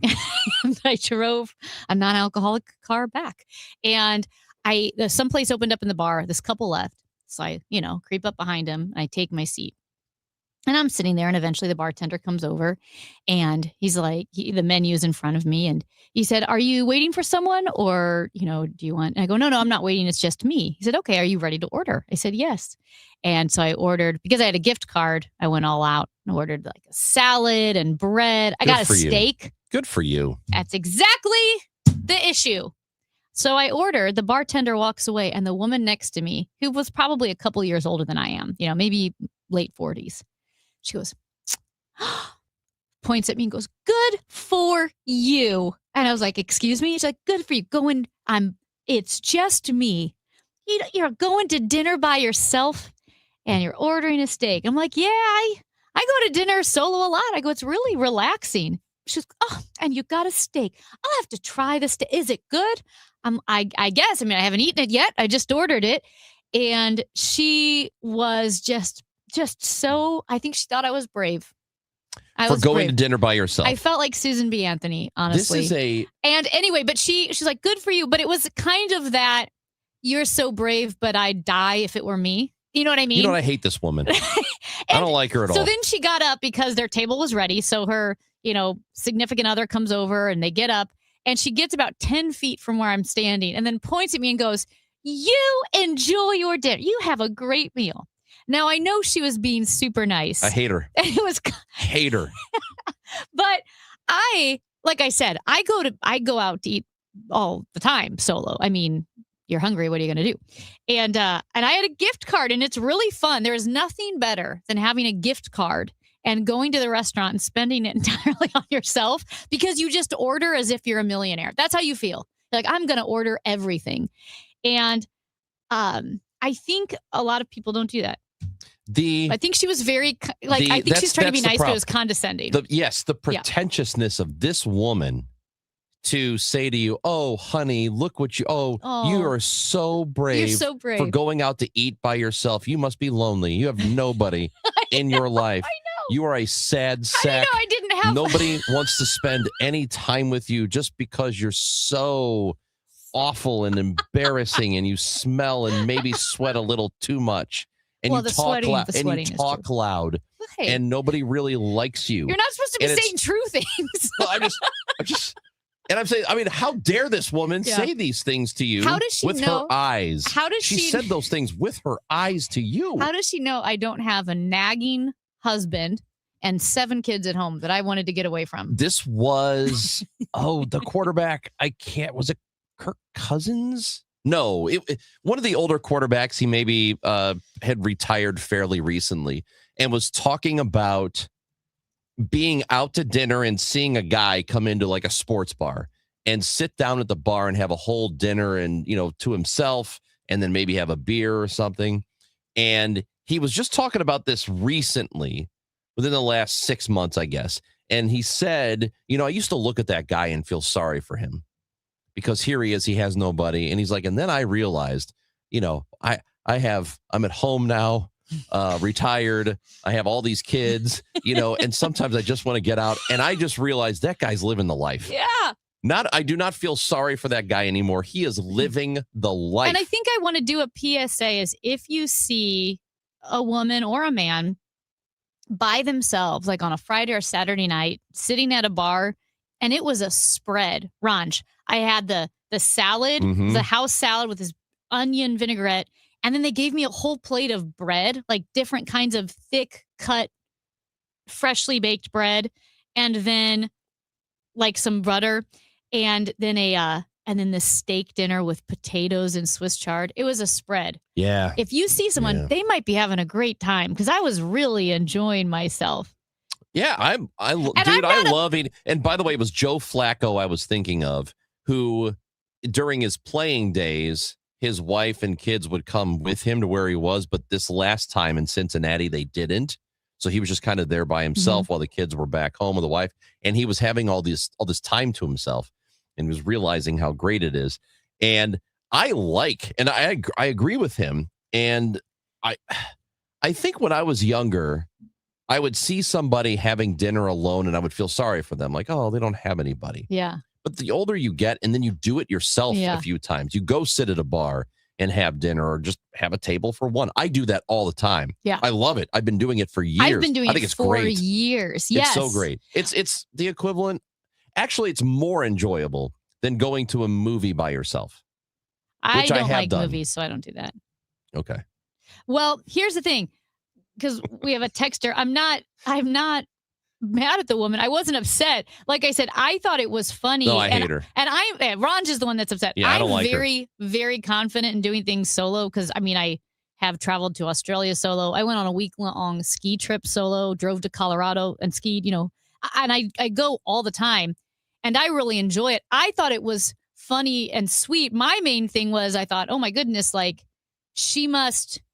you could tell it was so foreign to her to go to dinner by yourself. Like that's why she was like making such a big deal about it to the point like, oh my gosh. And so, which is, fine. But I was just saying, if you are someone who feels like it's foreign, it was a really relaxing night just sitting at the bar. And here's the only thing I thought people might think I'm a psychopath, Ranj, is I didn't look at my phone. I didn't even want to see my phone. I just enjoyed dinner. Well, I think that it's not just a St. Louis thing. I just think that St. Louis is one of those places like this where people do look at you, sort of look down on you, maybe not intentionally, but they have that condescending thing where it's like, oh, this person doesn't have anybody. You should be married by now. You're 28. Why aren't you married yet? It's I kind of get that vibe, and maybe, I don't think it was malicious on her part. Oh no, she But I- didn't. but No, I she think was that- just. I think it was just foreign to her. She couldn't believe it. That's what I'm talking Yeah. about, though. Like her expectation is, well, you should be married well before you're 30. What's going on here? How come you don't have a husband with you? How come you're by yourself? When we just did the news story about how St. Louis is one of the loneliest places in the country. Well, I have had a few great dinners solo. I know I think usually it depends on how hungry I am, but went to Annie Gunn's solo and had like a wonderful, this was years ago though. The halibut is delicious there. Why'd you get that? Just for the halibut. I go to Session Taco all the time. Yeah. Oh, love Session Taco. I met one of my friends who worked there, Gary Bear. Hey, Gary. And then Gary worked at other places. I ran into him actually recently. How about that? I know. See, if I hadn't gone to Session Taco, I wouldn't know Gary. Man, there's absolutely nothing wrong with eating alone. And as this person says here, texting into the show at 314-436-7900, eating with other people is nearly a guarantee to be interrupted while chewing for aimless conversation. Yes, exactly. Sometimes you just want to enjoy the food in front of you. And I love going out with other people. I'm just like pretty comfortable with myself. You know what I mean? Yeah. Just like, I don't know. We should normalize eating dinner alone at a restaurant. 314 said, we never should have allowed women to get credit cards.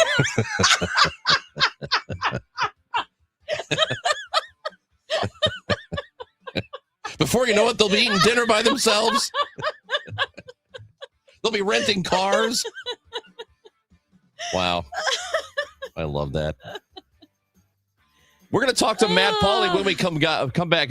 Really big sports weekend, and the sports week is happening this week. We've got the host of Sports Open Line, Rush Hour Sports, and Cardinals pre- and post-game coverage and countdown to opening day. Matt Pauley is next. And yes, as I said, very big sports week.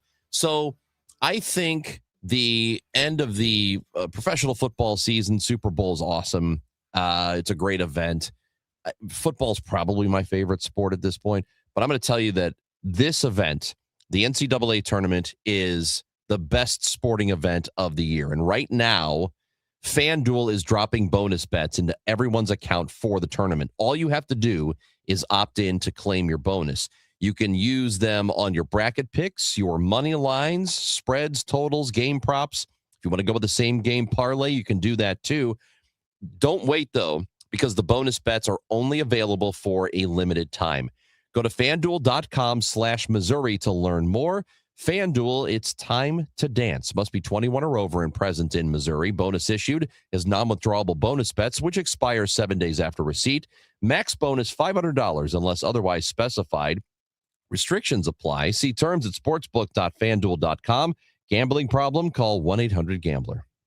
St. Louis is a baseball town, and the Gas House Gang talks Cardinals baseball. Ackerman, Ranchi, Mikolas, and Claims bring informed opinions and real insight. Smart baseball talk from guys who truly know the game.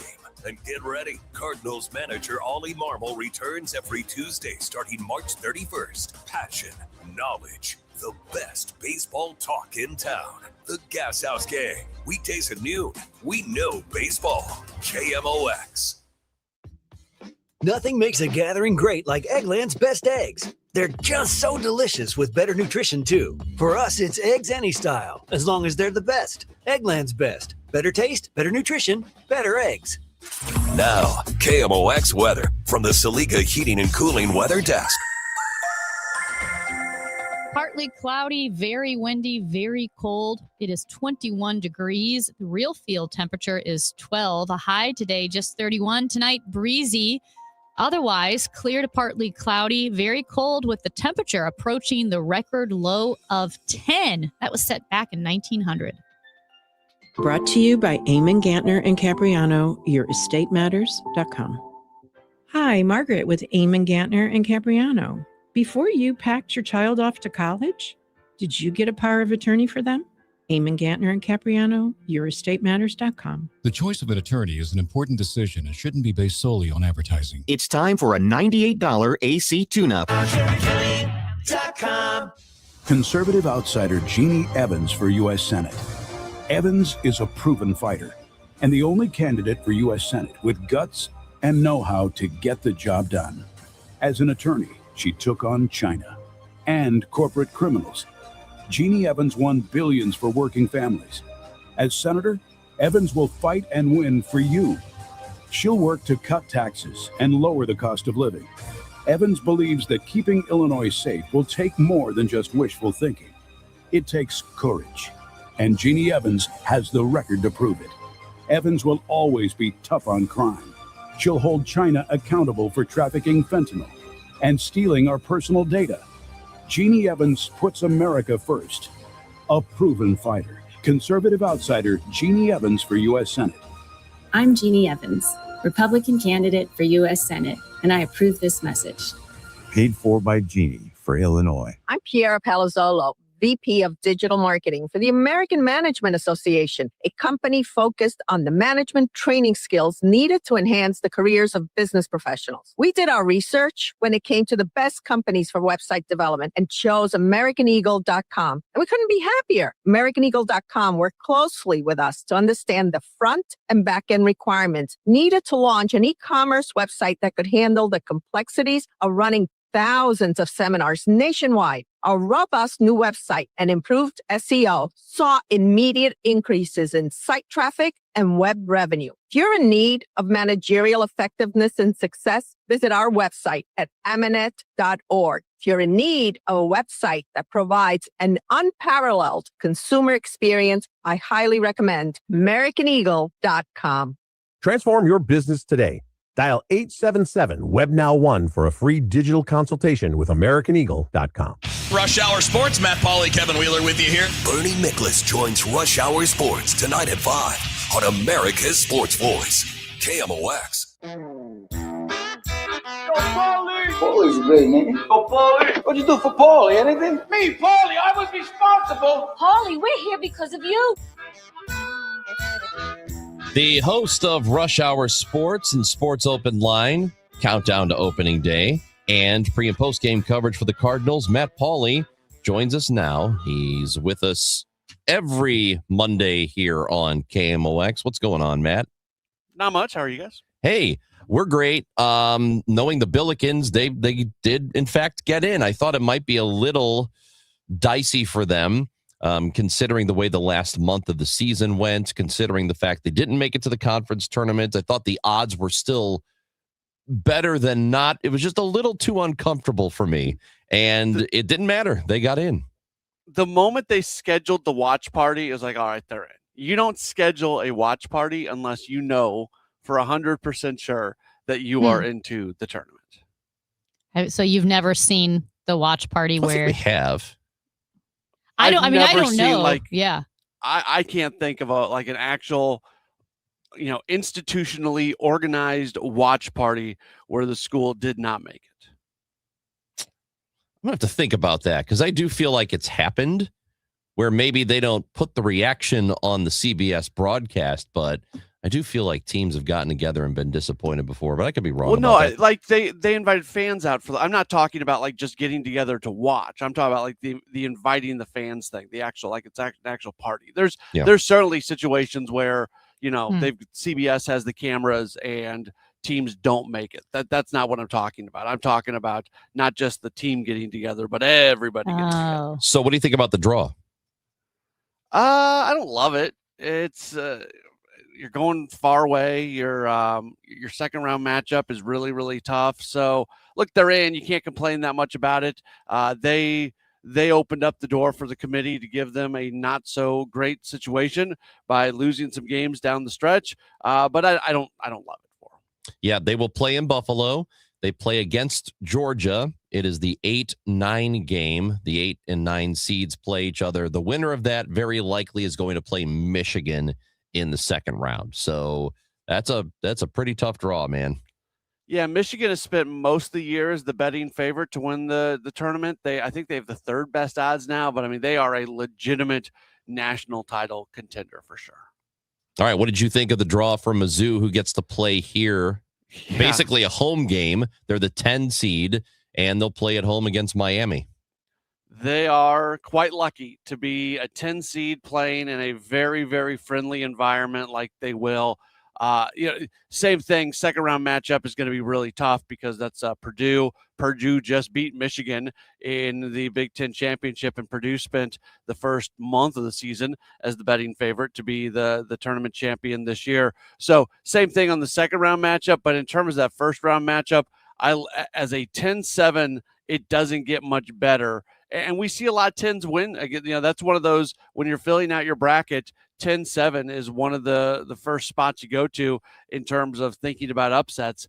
And Missouri playing at home, or not, close to home, 120 miles away from their campus, is that works out quite well. I know our friend Kevin Wheeler is a Miami fan because he went there. He is not super happy about the fact that the tournament set this up for them in this way. So I think Missouri really got a nice situation. Oh yeah, they got a great situation. And I almost thinking about SLU, going through the bracketology. So the people who, for listeners here who aren't quite sure what I'm talking about, bracketology is like, leading up to the tournament selection, there are some people out there who try to predict what the bracket's going to be. And there was at one point recently, they had the Billikens as a 10 seed. And I almost thought, man, I think I'd rather be a 10 than a 9, just because of what the potential second round matchup might be. Because you're not necessarily gonna face. I mean, you'll get a 2 seed maybe, but it's just a much tougher draw. Yeah, you look at Illinois; they're a 3 seed. I love their situation because if they can, if they can win there, they've got North Carolina or VCU in the second round, and then it takes a while until they're a 3 seed, obviously, so it's supposed to take a while. That's a lot different than what we're talking about. But you look at the pathways for our 3 teams in the region, and Illinois clearly has the best path. Illinois plays Penn in their first round game. They are in South Carolina. So the tournament starts this week, and we are excited to have all 3 of our local-ish teams, Illinois, Mizzou, and SLU, all dancing. So that's going to be a lot of fun. Meanwhile, Cardinals camp continues. We get closer and closer to opening day. On Thursday, we will be 1 week from the home opener. That'll be against the Rays here. So the roster continues to be trimmed. So far, over the last week, I guess they've made several announcements of players being sent to minor league camp and trimming the roster down. So any surprises, any thoughts on what the roster looks like right now? I don't think any surprises. Maybe that Ryan Fernandez has already been sent down this early, as he was optioned to Memphis over the weekend. Maybe that's a little bit of surprise. The Packy Naughton thing did not surprise me as well. He's having a great spring, but I don't think he had a chance to make the club. I think they wanted him to start the year at Memphis and kind of do it at Memphis and be just a normal pitcher for a while and make sure that everything's good. And he's on a minor league contract. There's really no reason to, because if you take Packy, that means you got to remove somebody else off your 40-man roster. And then what if it doesn't work out with him? So there's a little bit of like social media outrage about Packy Naughton getting sent down. That didn't bother me whatsoever. Really feels like Nelson Velasquez is getting closer and closer to being on this roster, which is good. Something that came out over the weekend is, including myself, I talked a lot about the idea that the Cardinals were likely to start the season with a 6-man rotation. Well, with all the off days to start, it really sounds like they don't want to do that. They may go to a 6-man rotation once the off days start to dry up a little bit. But for the first few weeks, when because you go to a 6-man rotation with so many off days, that turns into a 7-day rotation, and that's not what they want to do here at the beginning of the year. So that means there is going to be a pitcher who's likely to not be in the rotation, who's battling for a rotation spot right now. And it feels like that could be Richard Fitts. And if that's Richard Fitts, I don't think he's in the big league bullpen. I think he goes to Memphis to start, and we'll see him shortly thereafter. The Ivan Herrera thing, with him still being kind of banged up, it presents the question again, should this guy actually be catching or should they just make him a DH? So, because he has shown the ability to stay healthy as a DH and not as a catcher. So, I mean, that's a lot to right there, but those are kind of the main storylines that I'm still watching here over the next week plus of spring training. Well, when camp started, I did not think that I would hear the phrase Packy Naughton outrage. That's the first time I've heard that, and I hope to never hear it again. So I like Packy, and I think he's going to be in the big league soon. It's and it's a fantastic story. I mean, he's had the surgery. He's been out for so long. He went and became a real estate agent, like all this stuff. But let him go to Memphis and let him show that everything that's he's been doing is real. And then you get him back here at some point in the future. Do the Cardinals have their left fielder figured out? No, but I think it's a little bit connected to what's going on with Jordan Walker in right field. Walker's likely the opening day right fielder. I don't think we're at a point yet where you're talking about this guy starting at Memphis, but they've taken him out of games and they are working with him just in the cage very specifically on some things, hoping that comes back out, that there's some positive things that happen in games because of it. I think Nelson Velasquez is the kind of the clubhouse leader to get most of the times out in left field. But Nathan Church is going to be in that mix. You're going to be able to platoon a little bit there. And then Jose Fermin and Thomas Saggese are still in this thing as well. Saggese's not with the club. I'm really excited for him that he's getting this opportunity in the WBC. Team Italy is playing tonight. If Italy wins, they'll be in the championship game against the United States coming up tomorrow. But the fact of the matter is, Saggese's barely playing in the WBC. He's not playing any in the outfield, so he's a little bit behind in that competition. But no, I don't think left field is figured out. But one of two things could happen. It could be sort of right now. I think a Velasquez Church platoon could potentially happen. But then if Walker just does not get things figured out, all of a sudden you're maybe looking at Velasquez in right field, and then you're kind of back to the drawing board and left. Matt, have you seen something like this before, what Walker is going through? Especially like taking, a young guy out of spring training games, just the struggles that he's had? Yeah, I can't think of an example off the top of my head. I wish I could, but it doesn't strike me as being odd. If anything, I think it's good what they're like, be proactive, do things. When it's not working, go do something different. And I give the Cardinals credit for that. I don't know what's going to happen with Walker. It obviously crossed a line here in Grapefruit League action where the Cardinals said, we can't just keep sending him back out there. And I think his last Grapefruit League game, he was 0 for 4 with 3 strikeouts.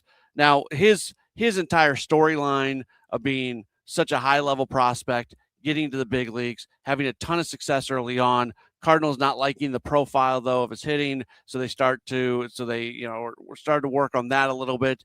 Him being so hesitant to changes and just like the whole storyline, that is a little bit unique. But the idea of a guy being pulled out to work on things on the side, I feel like that happens fairly often. The thing about him, and maybe it is because he was drafted so highly and he was considered their number one prospect at some point, and the fact he is, and I drive this home a lot, he is still pretty young. I mean, he's 23. He's only a few months older than J.J. Weatherholt is, which is notable because that guy is going to make his major league debut this season. So there's still hope there. But when he continues to look like he just doesn't have it figured out at the plate, that hope dwindles a bit. So where is your level of confidence in him? Oh, I don't have any confidence in him. I watched him, but that's a right now thing. I always say two things can be true. It can be really bad for him right now, but that doesn't mean that he doesn't have a future. Like doing Sports Open Line and everything, we hear from people all the time that, the Cardinals should just release him. The Cardinals need to get rid of him. He is an absolute bust. Maybe he will be a bust. Maybe he'll never come out of it. But when you've got a guy with the hitting profile that he has, where he has elite bat speed. Last year, he was third in all of Major League Baseball in bat speed. When he does make contact with the ball, he hits it really stinking hard. When you've got the guy with that profile, you don't just move on from it. You, for as long as you possibly can, you try to develop it. And there are countless stories of late bloomers, and he might be a late bloomer. Now, at some point, you lose the opportunity to keep trying to do that. He has one option left. So if they send him to the minors at any point this year, then they lose the opportunity to ever do that again. And that starts to put, a little bit of an expiration date on what's going on. But I don't have any confidence in Jordan Walker right now being able to get out of this right now, but that does not change my opinion on what this guy can be. He can be, if he ever puts it together, a big-time, middle-of-the-order, run-producing, all-star caliber bat. And when you've got that inside of you as an organization, you don't just let that walk away. You continue to try to develop it until you don't have the option to do it anymore. What'd you think of the end of the World Baseball Classic game last night? Yeah, look, I'm really happy the United States won. Like, that's the first thing. I was excited that the United States won. It was a really fun game to watch. I hate that it ended on a missed call. And now I've seen some pictures today, actually, like the side view of where the pitch crossed. And to the credit of people who have posted those videos, it's actually closer than it looked on, the straight ahead center field camera. So that maybe adjust my opinion on it just a little bit. But in the moment, I was really bummed out that such a great game ended on what seemingly was a blown call. Yeah, that was not particularly great. You know what? I will go ahead and ask you about this because your basketball team, K-State, found their new coach. Casey Alexander is announced, I think, about an hour ago, hour ago, something like that. But one weird thing that did happen here, Belmont, his former team, which is in the Missouri Valley Conference, one of the newer teams in the conference, they announced that they are not going to play in the NIT, which is a postseason tournament, because he left. That doesn't sit well with me. And I don't know if maybe Belmont should have gone with assistants. Maybe they don't have any assistants. Maybe he's taking them with him. But I don't feel like that's a very good look. I mean, a lot of teams are opting out of the NIT. Only 4 major conference teams accepted bids into the NIT. I know Florida State rejected their bid to the NIT. I don't think it's an apples to apples comparison, but in some ways I think it's the same as saying no to a bowl bid for college football. Now, again, there's some different things going on, so it's not an exact comparison, but I don't like either. I think if you're Belmont, you figure out a way to do it. I think anytime you can extend out your season, you're talking about 18 to 22-year-olds having some of the best years of their life and really unique experiences. I can, just speaking from having been a college basketball broadcaster, when I worked at Air Force, there were years that we got the opportunity to go to a tournament that doesn't even exist anymore, the collegeinsider.com tournament, and it was a big deal, and it mattered, and you were continuing to play your season, and you were trying to go accomplish a few wins in a row to win a championship. So I don't like it when teams opt out for various reasons. Now, sometimes you're going to, like in football, you might have so many players who are going to transfer out of the program, you literally cannot field a team. And if that's the case, that's the case. And I guess I'm a little bit more understanding of it. The other thing that is going on, and this doesn't apply to Belmont, but it does apply to some of the other teams who have said no to the NIT. There's the college basketball crown event, which runs in Vegas starting on April 1st. They're going to announce their field today. So I would suspect and there's more money on that one.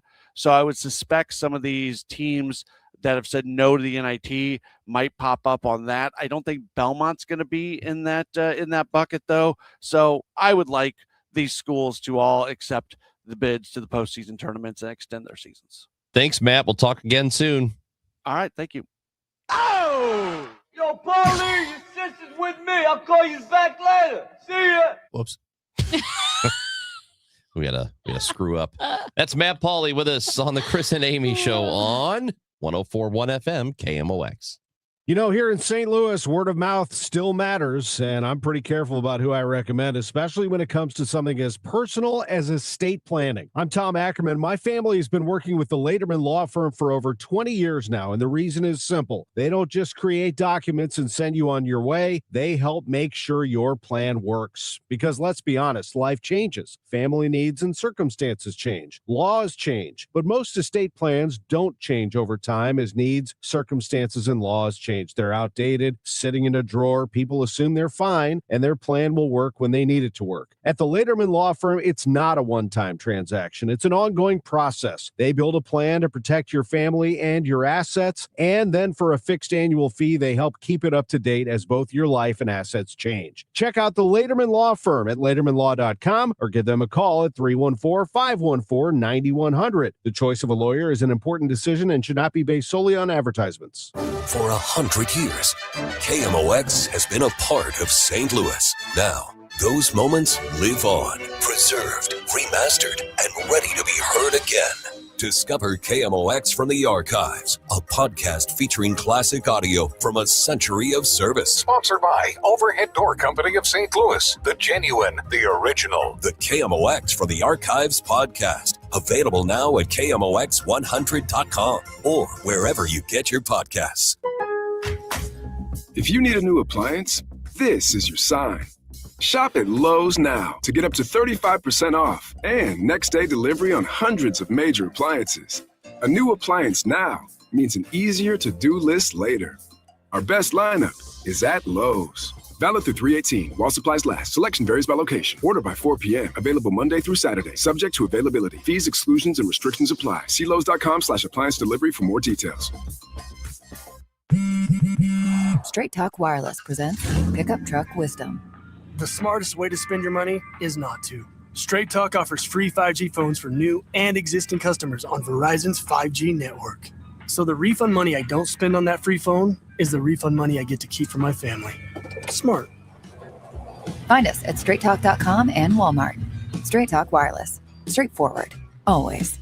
Taxes and fees apply. Plan purchase required for free phone offers. Copyright 2026 Verizon. Let's be honest. The hearing aid industry is broken. Overpriced clinics, pushy appointments, bills of $5,000 or more. That's the trap they hope you fall into. Don't let it happen. Audien Hearing is the escape. Their FDA-registered hearing aids cost just a fraction of the big brands, starting at only $98. Instead of paying as much as $5,000 plus all the doctor appointments and wasted time, you get what you need with no prescriptions, no office visits, no time wasted, and no crazy price tag. Call 800-700-HEAR. That's HEAR. Audien's cutting-edge devices are rechargeable, comfortable, and ready to use right out of the box. Try them risk-free for 45 days with lifetime support and real human help just a phone call away. Over 1 million people have already said yes to Audien Hearing. Join them. Don't let them take advantage of you. Break free from the trap. Call now 800-700-HEAR. That's HEAR for a very special offer. 800-700-HEAR or 800-700-4327. Don't get lulled into believing the IRS is getting soft. It's just the opposite.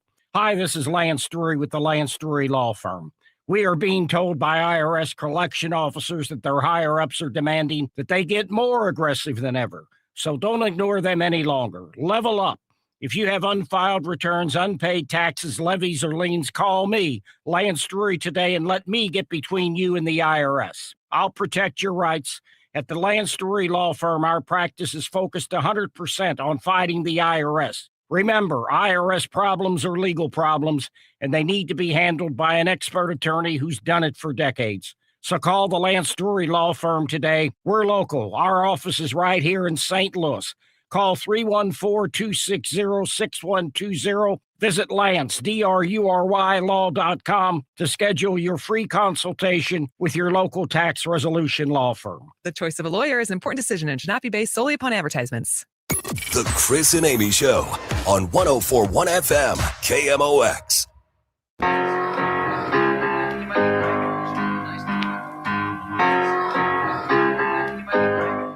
March Madness tournament, it is starting tomorrow.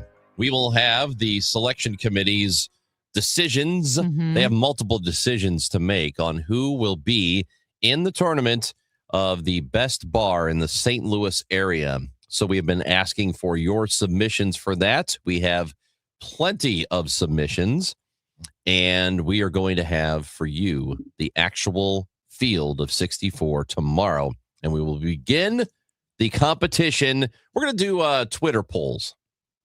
That's how we're going to decide the tournament. Okay. Well, after the committee selects the 60, because the committee is working now, probably. Yeah, they'll probably be working all day. Well, yeah. I mean, they're starting to, I guess, through the weekend, they worked.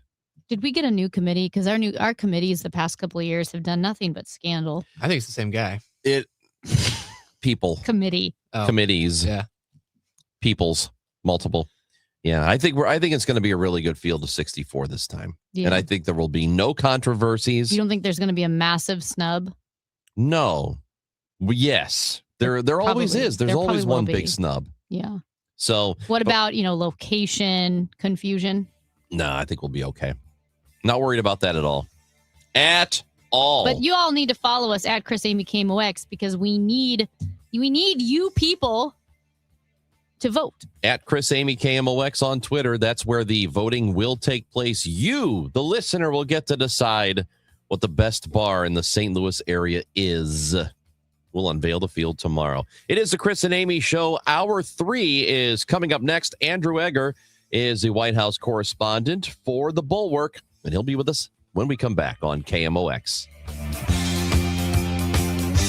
Shopping with your parents can be embarrassing. Why would they sell jeans with holes in them? I'm going to speak to the manager. Mom! That hoodie is giving. You should get it. YOLO. Thanks to the Chase mobile app, your kid can shop independently while you keep an eye on their spending. So you can go from... We can be twinsies. ...to... How was shopping? Saw you stayed on budget. Thanks, Mom. Freedom for kids, control for parents. That's family banking from Chase. Account subject to approval. Chase mobile app is available for select mobile devices. Message and data rates may apply. JP Morgan Chase Bank N.A. Member FDIC.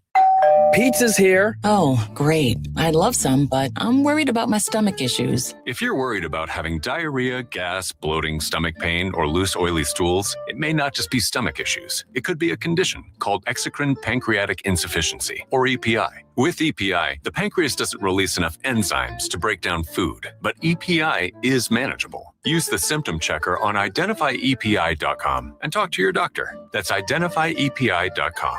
Sponsored by AbbVie. Many times, a person hires a law firm after an injury without doing research. It can be a big mistake or not. Sometimes, after you have hired a certain lawyer, you realize you made a certain mistake. But guess what? Just because you hired them doesn't mean you can't fire them. I'm John Morgan of Morgan & Morgan. If you think you've hired the wrong firm, you may have.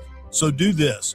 Google Morgan & Morgan results or visit forthepeople.com for cases just like yours. You may find that our full-service injury firm should have been your choice in the first place. Last year, almost 12,000 people discharged their law firm and hired us after further research. We became America's largest injury firm for a reason. Visit forthepeople.com today and let's get started. Or call Pound Law on your cell phone. Morgan & Morgan, for the people.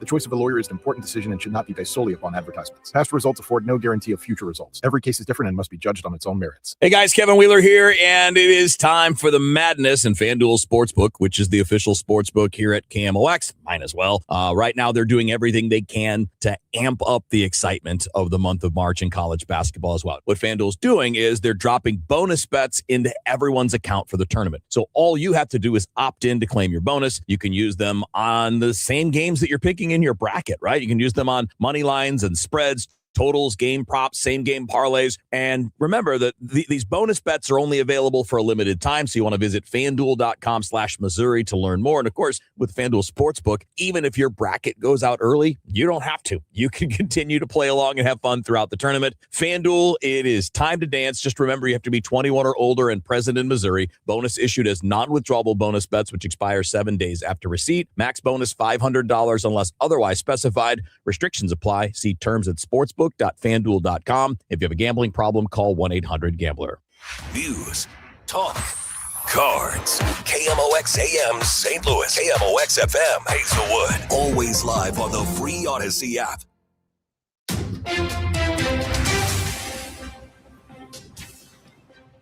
It is 11 o'clock, and right now we've got clouds in downtown St. Louis, although it seems like it might be brightening up just a bit. It's still 24 degrees, but feels like 1 below. The Pentagon sending 5,000 more troops to the Middle East. CBS News congressional correspondent Nicole Killian has been speaking with lawmakers. Democrats and even some Republicans have expressed concerns about the prospects of putting boots on the ground if that is eventually done. Obviously, many of them also continue to remain upset that there was no congressional authorization for this military action. President Trump calling on other countries to help reopen the Strait of Hormuz. Some nations asking why should they assist when they weren't consulted about the war to begin with. Trump says it'll be very bad for NATO if they don't help. Travelers facing long lines at airports due to the partial government shutdown affecting security screeners.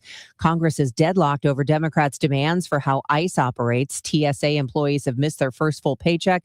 More of them are off the job. CBS correspondent Mark Strassman is at Atlanta's Hartsfield-Jackson Airport. Since the start of the government's funding lapse, more than 300 TSA employees have quit, and call-out rates have more than doubled, according to data obtained exclusively by CBS News.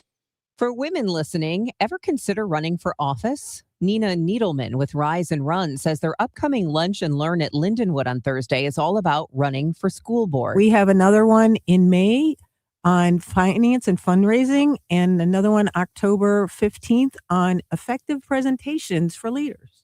Needleman says women often want to make a difference, but suffer from imposter syndrome, thinking they don't know enough or aren't qualified enough to run for office.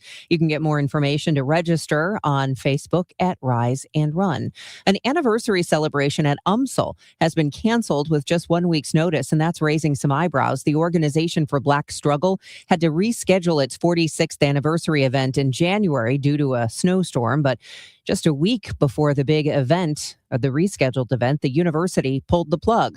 OBS spokesperson Jamala Rogers says they have a long relationship with UMSL, but what's different now is the political climate, and they believe the school bowed to political influences. KMOX has requested a response from UMSL. From the business desk sponsored by KMOX, they've done sunflowers and corn mazes. Now Eckert's Farm in Belleville introduces the Tulip Trail. It's a new seasonal attraction where people can tiptoe through the tulips and pick bouquets of them. Company president Chris Eckert says they spent about $100,000 to develop the tulip fields, which will open to the public on Friday, March 27th. A flurry early, otherwise windy and very cold this afternoon. Clouds will break for a little sun, high near 30. Clear to partly cloudy, brisk, and very cold tonight, low 16. I'm AccuWeather meteorologist Brian Thompson on 104.1 FM, KMOX. It is 24 degrees, feels like one below. I'm Debbie Monterey, KMOX News. It's time for a $98 AC tune-up. Honey, I found the one. Oh, I thought I was the one. Oh, you are, but this one's certified, background check, shows up on time, and can install all the ceiling fans. Heating, cooling, electrical, and plumbing. Trusted pros who do it right. The Chris and Amy Show on 104.1 FM, KMOX.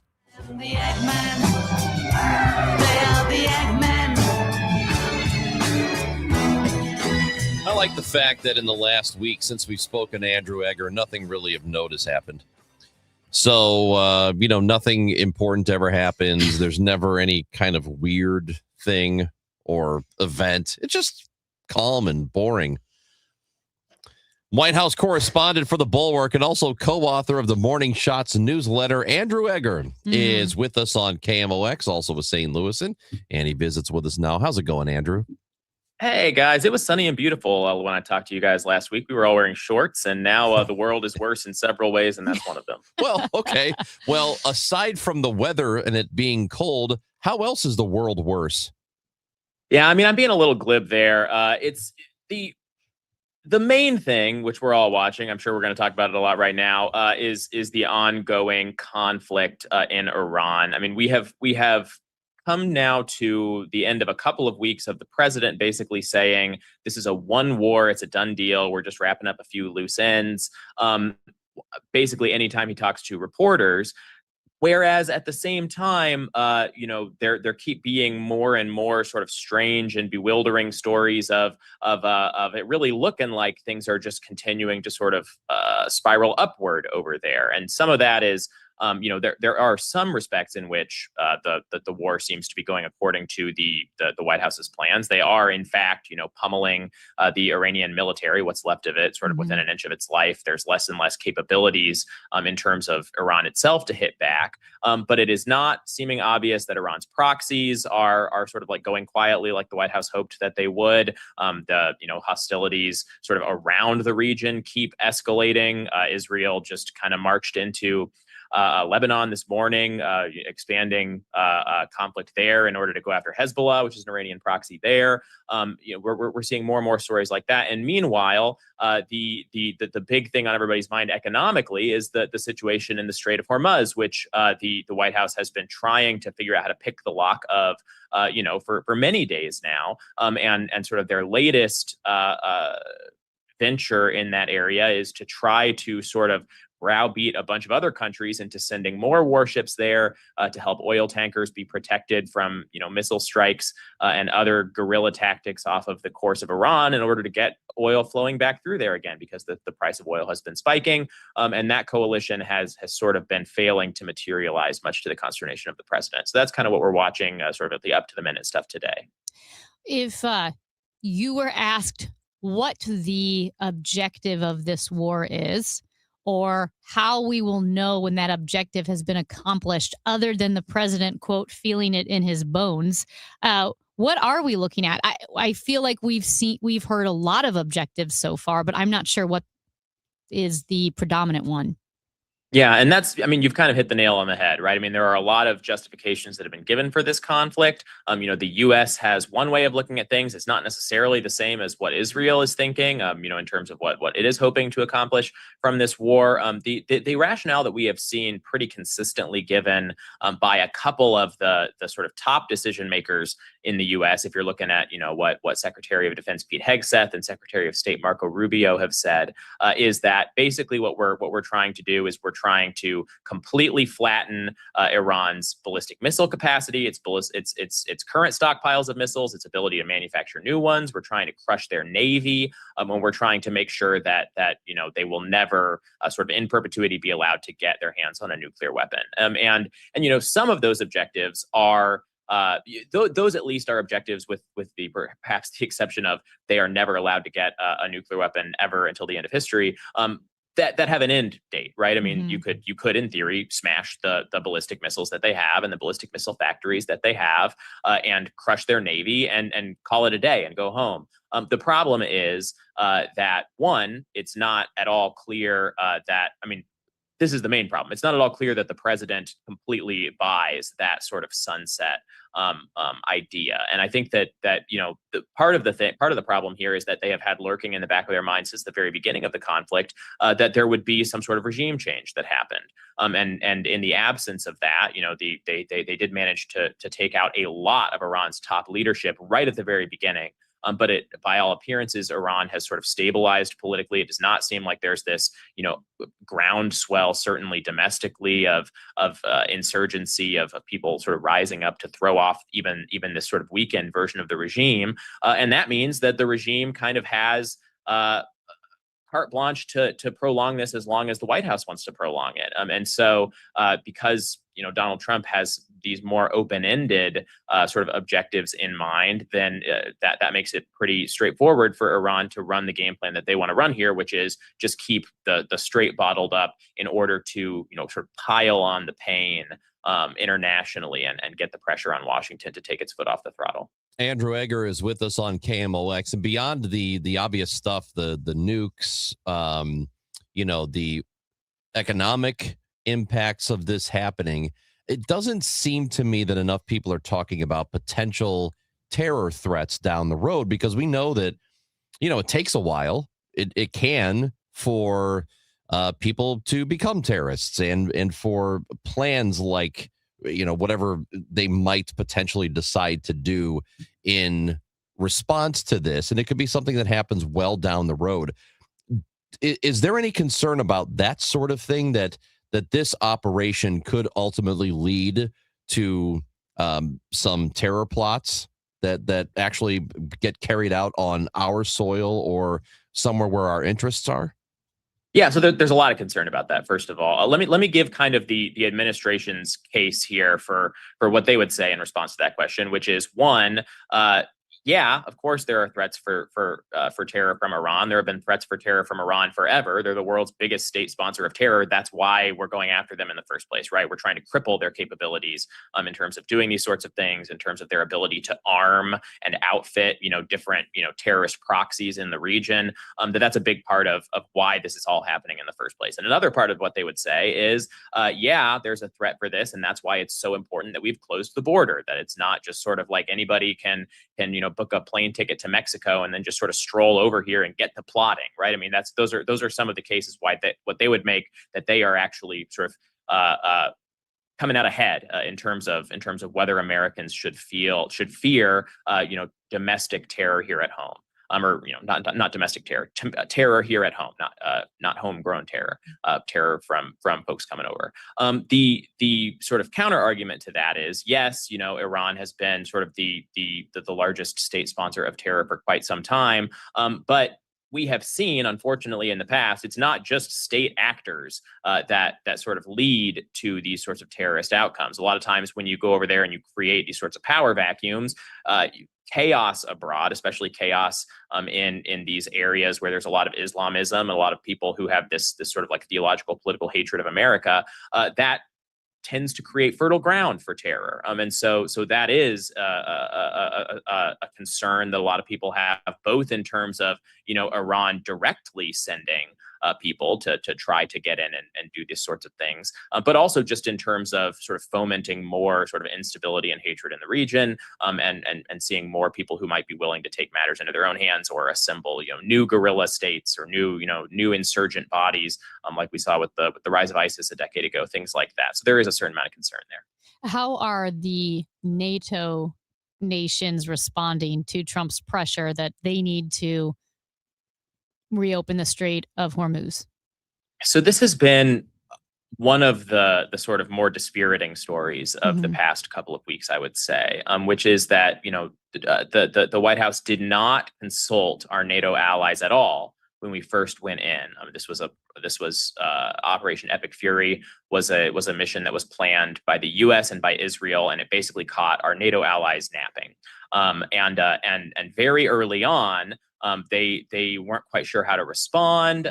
There was a certain amount of kind of hemming and hawing of how involved they were going to get, which was followed by sort of a lot of pearl clutching, honestly, on the part of the administration. Like, I can't believe they're not just jumping into this with both feet with us. You saw the Prime Minister of England get involved sort of belatedly. He said he was going to send a couple of warships last week, to which the president responded, "Oh yeah, now everybody wants to get involved with this war that we've already won." He basically said, "We don't need your help."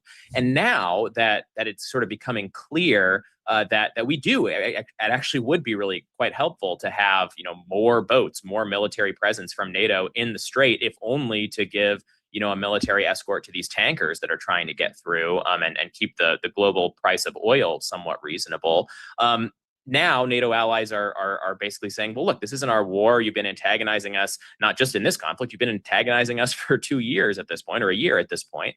And so we are actually seeing a lot of them sort of digging in their heels. In particular, we saw Germany just this morning, in response to Trump's demand that more of these nations send more vessels, basically saying, "I'm sorry, this isn't our war. We're not going to do this." And so it's more of a wedge than we have seen in the recent past between our NATO allies and us, in terms of just a lot of daylight between what they're hoping to see and what we're hoping to see in these military conflicts. And unfortunately, with the way that this White House tends to respond to that sort of thing, it's kind of an our way or the highway approach. So I would not count on the White House sort of being chastened and thinking, well, we better make more overtures to these allies in order to get us all back on the same page. I think probably the likelier outcome here is that the White House continues to just sort of degrade that relationship and sees this as another opportunity to sort of put more space between us and NATO. Andrew, we know that the president enjoys a pretty stable base of support. There are people who will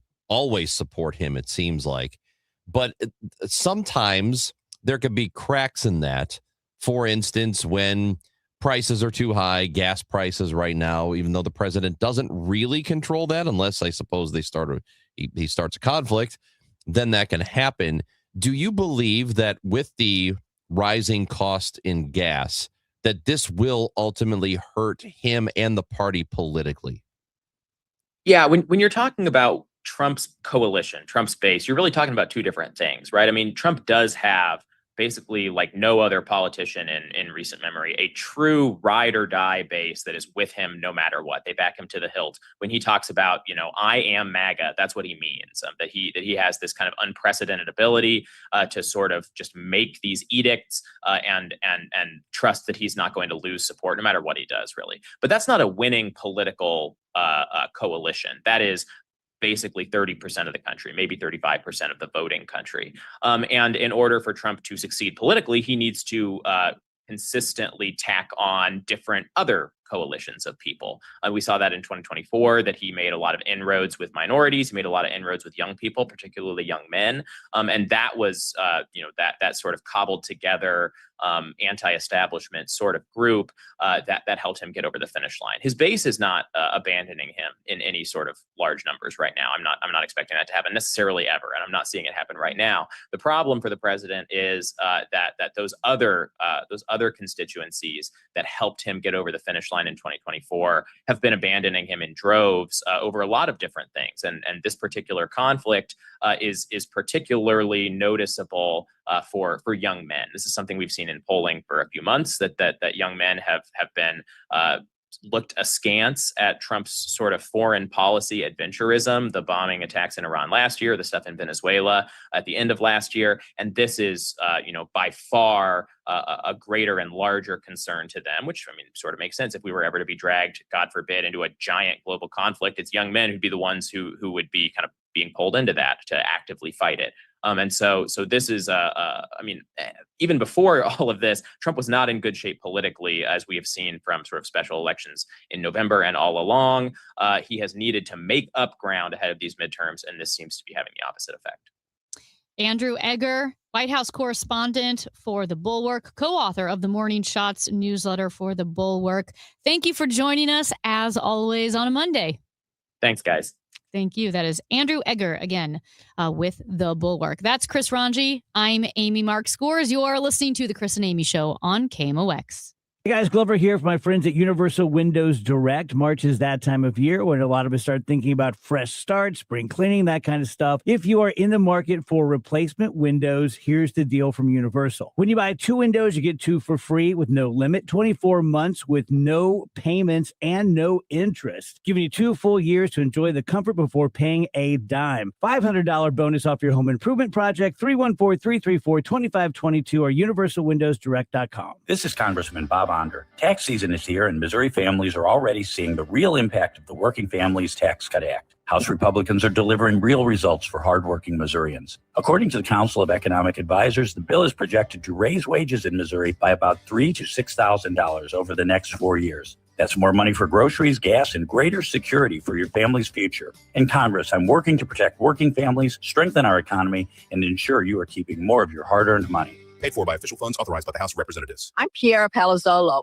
VP of Digital Marketing for the American Management Association, a company focused on the management training skills needed to enhance the careers of business professionals. We did our research when it came to the best companies for website development and chose AmericanEagle.com. And we couldn't be happier. AmericanEagle.com worked closely with us to understand the front and back end requirements needed to launch an e-commerce website that could handle the complexities of running thousands of seminars nationwide. Our robust new website and improved SEO saw immediate increases in site traffic and web revenue. If you're in need of managerial effectiveness and success, visit our website at amanet.org. If you're in need of a website that provides an unparalleled consumer experience, I highly recommend AmericanEagle.com.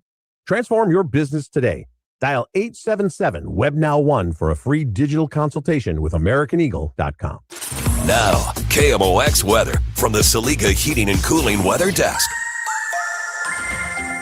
Currently, it's 22 degrees. Real field temperature is 14. Windy and very cold today, a high of 31. Tonight, breezy, clear to partly cloudy.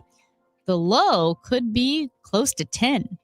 Hey guys, Glover here with my friend Stewie from Stewart's American Mortgage Corporation. Stewie, I think this is going to be a strange season for real estate. Just kind of feel it in my gut. What can people do apropos of their mortgage to put themselves in a better position to get that house? You know what, Dave, that's a great question. There's a bidding wars that are going to happen this spring. You want to get the house. This is how you're going to make things better. Number one, we give you the power of the pre-approval letter. That means you can go into our portal and generate the letter and edit it for any amount you want up to the amount you're approved without chasing the loan officer. Number two, the bagel loan, no closing costs, no title fees, no lender fees, no appraisal fees. It's a bagel. Bagel looks like a zero, easy to remember. Add that money you would normally pay onto your bid and beat the other offers out. And you know what? The third thing is we can close fast. 10 days. They're going to look away at the other offers because most lenders take as much as 30 days to get done. You can call or text Stewie at his personal cell phone, 314-324-4440, or you can Google the bagel loan, NMLS 226715.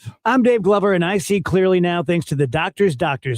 Greg Birdie, Ranjan Malhotra, Robert Brusati, and Andy Royer. You can too. Just go to youridoc.com. Okay, I have some really good news. While we do have the 0% a lot, we do have it on our regular products because you will be unbelievably shocked, especially if you call me and I'll give you the straight up scoop on how much money you can actually save by if you spent $20,000 versus $10,000 on a system. The difference could be as little as, I don't know, let's just say, not to exaggerate, 5 cents. So be careful out there and always remember your energy savings is based on your house. It is not based on the equipment. So common sense advice and help and guidance. Again, call me Bart Inman, one easy number, Missouri and Illinois. The easiest, 314-293-2600. Again, one easy number, Missouri and Illinois, 314-293-2600. Or on the internet, that is bartinman.com. That is Bart with a B, Inman with an I.com. God bless. A century strong. The voice of St. Louis. KMOX.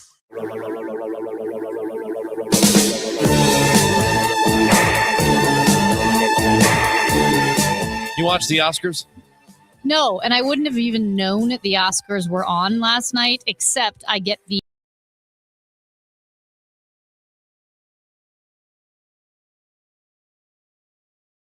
either. And every time this happens, it seems like there's a think piece out about, oh, nobody cares about the Oscars anymore. Nobody's watching, and all the various different reasons why nobody's watching.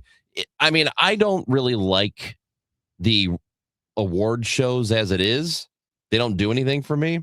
I don't have rooting interests in any of this stuff, but because it doesn't change my enjoyment of a movie. If I've seen a film. But I guess my point is, because I was talking to Matt about this morning. I don't care about the Oscars at all. However, I feel like back in the 90s, it was a thing. Like people talked about it and people had parties. Yeah. I was a kid in the 90s and I watched the Oscars because it felt like a big deal. It was a spectacle and it was all the biggest names. So- and now everything just feels like, I don't know, is it streaming probably didn't help. Streaming but- is the thing that's hurting it. And I would say that all of the outlets we have available to us is what appears to be hurting it, if it's being heard at all. Because if you every year we talk about the top 100 broadcasts of the year, and it's always like 75 of them are NFL games. Yeah. That it's that popular. The Oscars is always one of those top 100 too. So it's not like Even people, recently? Yeah. The last several years, it's still in the top 100. So, because usually it's like 75 to 80 of the broadcasts are football. There's a couple of baseball games thrown in there. There's basketball or Oscars. two. Yeah, little basketball, very little Oscars and or Grammys, but usually the Oscars is still one of the top 100. I don't know. Award shows don't do it for me like they used to, I guess. And I know people complained about how they would drag on and the best picture you wouldn't announce the best picture till 11. So they worked on the time to make it tighter. And there's always some kind of controversy with the host. I will say the only reason I would have cared at all about the Oscars yesterday is that I do like Conan O'Brien. I think Conan's really sharp and funny. But again, I forgot they were on. But something about the magic of the Oscars, maybe it's because, like you said, these Hollywood actors, the A-listers, something got diluted with streaming and television, and people don't anticipate the way we used to, big openings at the theater, because some movies are released almost simultaneously at the theater and on streaming. Right. Somehow some of the magic is gone. I also think COVID took the magic away a lot, because when you are without movies, or you don't go to the theater, or it's not as much, and you're not paying attention to Hollywood stars, they lose some of their luster. I'm not sure. Yes, people still watch the Oscars, but I agree that it has lost some of the magic that it had in the 90s. I'll tell you what's lost some magic. Yeah. Bathroom doors at hotels. You're not doing this again. I am doing this again. You know how we talked about this before, I don't know, a few months ago. Yes. How one of the biggest scourges in our society these days, Mm-hmm.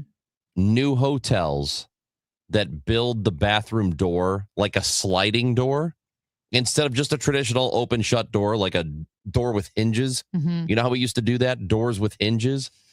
For some blanking reason, hotels are going with the sliding door thing. And it's not usually the pocket door, which is at least okay. I can deal with that. But it's the sliding door that's outside the bathroom that still leaves like an inch of gap on either side of the door. You know what I'm talking about. You could still look into the bathroom. Yes. All right. Stayed at a hotel this weekend.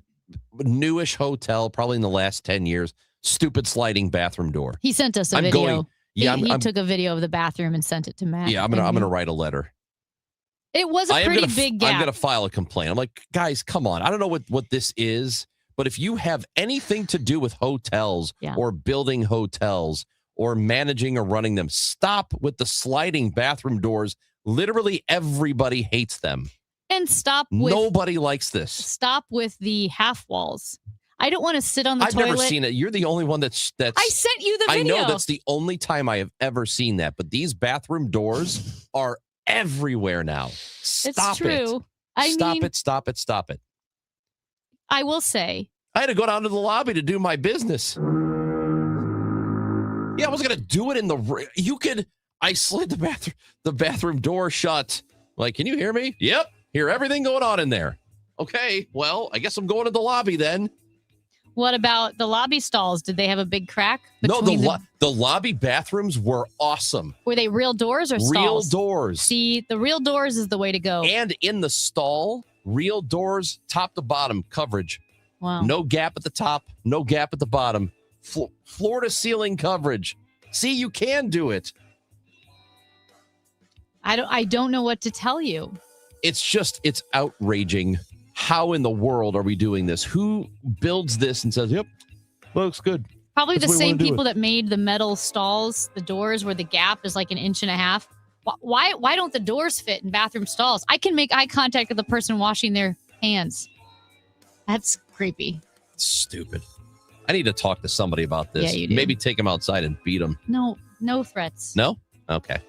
Chris and Amy on KMOX. The Billikens are in the NCAA tournament. We're going to talk about it with Stu Durando when we come back on KMOX. Start your day with an edge. Total Information AM. It's like breakfast for your brain. I wake up, I turn on the news. I gotta listen 3 or 4 times every day. Debbie Monterey, Megan Lynch, Tom Ackerman. I like to wake up with the news. Total Information AM. It's where I get my news. Traffic conditions and potential weather that's coming. Total Information AM. Weekdays 5 to 9. I like to turn it on and just get caught up. Where I get my news. The news, weather, and traffic. On the voice of St. Louis, KMOX. Siteman Cancer Center Spotlight. Dr. Jean Wang, a WashU Medicine gastroenterologist at Siteman Cancer Center. Our young onset colorectal cancer center focuses on the problems that younger patients might have. And we pay attention to things like fertility, support with trying to manage childcare and caring for older parents during that time. It's a great resource for these younger patients. Visit siteman.wustl.edu. Now, KMOX weather from the Saliga Heating and Cooling Weather Desk. 23 degrees. It feels like 15. Very windy, very cold. Maybe some flurries Otherwise, just partly cloudy and cold. A high of 31 today. Tonight, a low of 15. Weather sponsored by Renner Garage Door, forward and back, RENNER. Giddy up! Cardinal Cowboy for Team Renner here, America's oldest family-owned garage door company, serving both wholesale and retail markets. Free repair or replacement quotes and $100 off a new garage door. New tax resolution firms are popping up every day with high-paid celebrity endorsers, advertising ridiculous claims in their TV ads. That's why they have the tiny, unreadable disclaimers at the bottom of the screen. Hi, this is Lance Drury with the Lance Drury Law Firm. Our ads never have those ridiculous, fast-talking, tiny disclaimers at the end because, simply put, there are no guarantees when it comes to the IRS and wiping out tax bills. And we don't make promises we can't keep. Of course, there are ways the Lance Drury Law Firm can help resolve your tax debt, but no company can guarantee it will eliminate it. This is why their clients call the Lance Drury Law Firm when those promises don't pan out. If you have tax problems, you have legal problems. Call me, Lance Drury in St. Louis at 314-260-6120 or visit Lance, DRURY law.com to schedule your free consultation with your local tax resolution law firm. The choice of a lawyer is an important decision and should not be based solely upon advertisements. Hey, this is Charlie Brennan. If it's cold outside, the team at Morelli Tuck Pointing is still busy. During colder months, Morelli can inspect any exposed brick inside your house. If your basement has a stone or black wall, Morelli can remove the worn-out mortar from that wall and replace it with new mortar. This tuck pointing work will reinforce your foundation, prevent water from entering your home, and thwart pests. This is a great time to get the inside of your garage inspected, and the same goes for your brick or stone fireplace. I've used Morelli Tuck Pointing to repair the chimneys, walkways, and walls of 2 homes here in St. Louis. The Morelli bids are fair, their crews are super polite, and they clean their job sites. Don't take my word for it. Check out the reviews on Google. Winner of the BBB Torch Award and the Next Door Neighbor Fave Award, 35 years in business, an A-plus rating from the Better Business Bureau, 314-645-1387, MorelliTuckPointing.com. Conservative outsider Jeannie Evans for U.S. Senate. Evans is a proven fighter and the only candidate for U.S. Senate with guts and know-how to get the job done. As an attorney, she took on China and corporate criminals. Jeannie Evans won billions for working families. As senator, Evans will fight and win for you. She'll work to cut taxes and lower the cost of living. Evans believes that keeping Illinois safe will take more than just wishful thinking. It takes courage, and Jeannie Evans has the record to prove it. Evans will always be tough on crime. She'll hold China accountable for trafficking fentanyl and stealing our personal data. Jeannie Evans puts America first. A proven fighter. Conservative outsider Jeannie Evans for U.S. Senate. I'm Jeannie Evans, Republican candidate for U.S. Senate, and I approve this message. Paid for by Jeannie for Illinois. Rush Hour Sports, Matt Pauley, Kevin Wheeler with you here. Bernie Nicholas joins Rush Hour Sports tonight at 5 on America's Sports Voice, KMOX. The tongue and Bennett, center circle, got a drive, got in deep to the hole, blocked, get the block, but they recovered and get it to Connor for 3, he hit it. Connor hits it, 14 seconds left. Bills trail by 2. McCoughtry brings it back. McCoughtry for Robbie, between the circles, bang! Robbie Avila, 6 seconds left. Bills by 1. Durdak in the front court, the drive, the spin, goes inside. Missed it, tip of Tom. He got it. Ball game. Oh, wait a minute.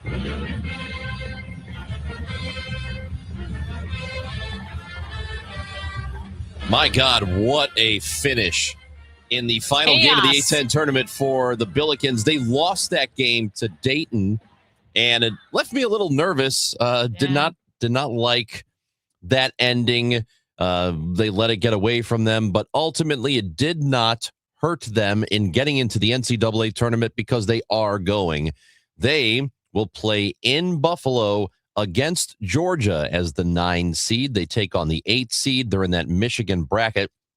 So we bring in now Stu Durando, author of the Stu on SLU Substack, covering the Billikens. Stu, first of all, how about the ending of that one? That was one of the crazier endings you will ever see, with 3 lead changes in 15 seconds. Yeah, there was a lot going on there, and stuff that wasn't even within that clip. Right after that, the Dayton player runs on the court from the bench, and there was, it was pretty interesting. But yeah, a wild finish for sure. So they made it into the tournament. It did not hurt them. Did you think that there was doubt as they went into Selection Sunday, or did you feel pretty confident about them?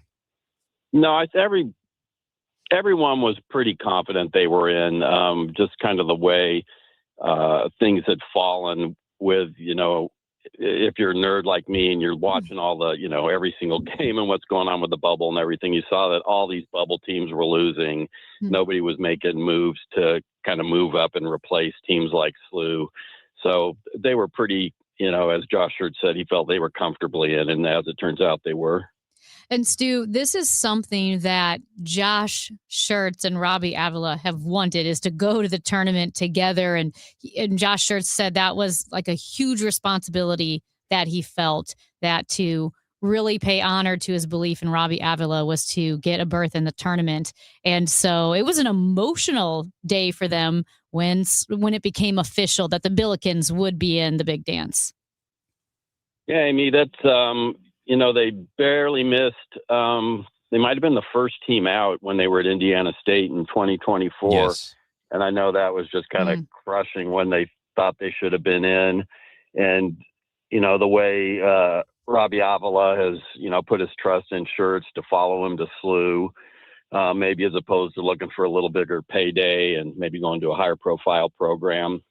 He felt that they needed to get there. The two of them, Schertz will have other chances, obviously. Avila, this is it. And so, last night, Josh's comments on that were, pretty poignant when he's talking about how he says, I can never repay him. You really get an understanding of what he thinks of Robbie. Stu, this tournament for SLU, they will play a night game. It's an 8:45 tip-off. We're going to have that game. Great? Oh man, that is, it's very, very late. So they're going to be playing in Buffalo. Local time, it'll be 9:45. But here, we'll have the broadcast at 8:45. They've got Georgia.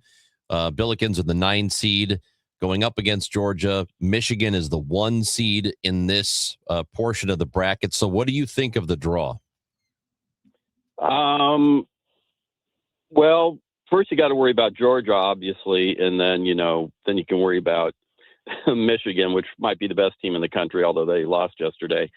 But it's interesting because there were a lot of people when they were announcing the bracket last night, when that number 10 seed was about to pop up for a game in St. Louis. A lot of people were kind of hoping that was going to be SLU. I think this is one time they might have traded and taken a 1 spot lower as opposed to getting a 9 seed to stay at home.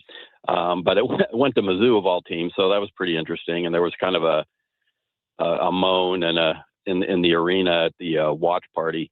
But in terms of matchups, I mean, it's hard to know. It's an SEC team, so you automatically think, oh, SEC, they've got to be great. And looking at Georgia, I haven't seen them play really this year, but in looking at their, just glancing at their stats and everything, they look very similar to SLU. And it could be a fun game because they're both high-scoring teams up in the upper 80s. They both rely on three-pointers a lot. So it could be a shootout. Yeah, how did you feel about that? I know that you said there were some groans in the crowd whenever they announced Mizzou as the lower seed was going to basically be getting a home game against Miami. And we have a Miami fan who is here on staff, Kevin Wheeler, who is not happy about that draw, and he shouldn't be happy. That's nuts they did that. Yeah, well, I mean, I would have been happy if that had been St. Louis. I'm happy I would have to taken stay home that and not spend the money to go to Buffalo. And they couldn't get Tampa or San Diego. It's going to be rather cold, but that's beside the point, I guess. So yeah, I mean, Mizzou was considered kind of on the bubble. I think they were pretty solidly in. I think the question was whether they'd be in a play-in game in Dayton or go straight to the first round. So it wasn't surprised that they got the 10 and SLU got the 9. Do you think SLU is going to figure out how not to be terrible in the first half? That's a good question. Well, they did that against Dayton. It's crazy how that's just kind of been persistent. Mm-hmm. Once it started, they couldn't shake it for like a month. It was either in the first 5 minutes or the second 5 minutes, but they had those big holes. They made their biggest comeback in the school history against George Washington on Friday. Then they got off to a great start, or at least a good start against Dayton. They took the lead, but they were just too sloppy and let Dayton back into the game, and a lot of fouls in the second half. But I think you would think at this point in the season that they're going to be, laser focused. And unless a team comes out like Georgia and hits 10 3-pointers in the first half, as some teams have done against SLU, then you would hope that they're going to keep it close. Yeah, that's one of the things that stuck out to me is that when they did fall behind, at least a handful of those games, the other team is coming out and not missing at all. Is that fluke, or is it a matter of defense? What is the problem there? Yeah, it's a weird thing, and Schertz always talks about shooting variance, and in some of those games, teams have come out against them and made 8 or 9 threes in the first half, and then the second half they go 2 for 15. So they come, they return to earth. There have been individual players that have burned them. One guy made 9 for Rhode Island, and he had like 7 of them in the first half. Like Loyola Chicago, some teams that don't even shoot the 3 well have come out and shot well against them. Sometimes they leave guys open, who aren't good 3-point shooters, and dare them to shoot almost, as happened against Dayton. And Jordan Durkak made 4 or 5 threes when he's not a good 3-point shooter. So it's just been a mix of everything that's gone into that 3-point shooting against them. And I feel like, once you're in the tournament, though, you're playing with fire if you find yourself sloppy in the first half, or you allow someone to be hot against you. Just things that you might survive in the regular season don't pass muster in the tournament. Yeah, they've been kind of playing with fire, as they've been saying, with digging these big holes. And you do not want to fall behind by 15 points in the first half in the NCAA tournament. Not saying that they can't come back, but it's not the best way to approach things. So they're kind of due for a really good 3-point shooting game. Whether it comes, Georgia probably thinks the same thing about themselves because they rely on threes. So, but if they come out and hit a flurry of threes, that changes the game quickly. Stu Durando with us on KMOX, and right before the game started on Friday, you had the report that Josh Schertz had agreed to a contract extension to stay with the Billikens. And that's a big deal because people have been kind of concerned that with his success that some bigger university was going to come through and poach him. And it looks like that's not going to happen, at least not anytime soon. Yeah, I think we talked about that last time I was on. And, just the indications from Schertz and AD Chris May in the 2 or 3 weeks prior kind of led you to believe that there was a lot of hope that he was going to stick around. There was just a lot of positivity about what they felt about the future, especially from Josh, even though he wouldn't, say that he was committing at that time. So it was a little bit of a surprise that we got word of it. Yeah, it was like 45 minutes before that game on Friday. But I don't know if the timing was planned for a reason, before the game, but it was obviously huge news, almost kind of took precedence over the win that day. But it was a huge day for SLU. So with him getting this contract extension, the Billikens, that university is only able to put up so much money. It's not like one of these universities that has really deep pockets or has all of these donor alumni who just want to give a bunch of money. I mean, there are some, but it's not quite the same. So how are they able to do it? How are they able to put together a deal that's attractive enough to keep Schertz around? Yeah, that's a good question. You've got, you start with the Chaffetz family who donates money, obviously, as a name on the arena. They started their fundraising, if you want to call it that, to try and boost the offer for shirts much earlier than they normally would have. Tried to take advantage of they were 24-1 at one point, and so they were having meetings and events with boosters, and they had one in Chicago, I know, before they played Loyola Chicago, where they brought up the soccer coaches to speak, and Josh spoke to the donors, and Chris May had said they got some donations out of that, and so they just started trying to hit while things were going extremely well to get people in their excitement, and I think they're just trying to hit as many people as they can. I don't think there's going to be one person who's donating, like you said, $5 million. It's going to be spread across the board, and the school's going to have to come up with a good chunk of money for revenue sharing. And I think it's just kind of an across the board kind of effort. Well, Stu Durando, enjoy Buffalo.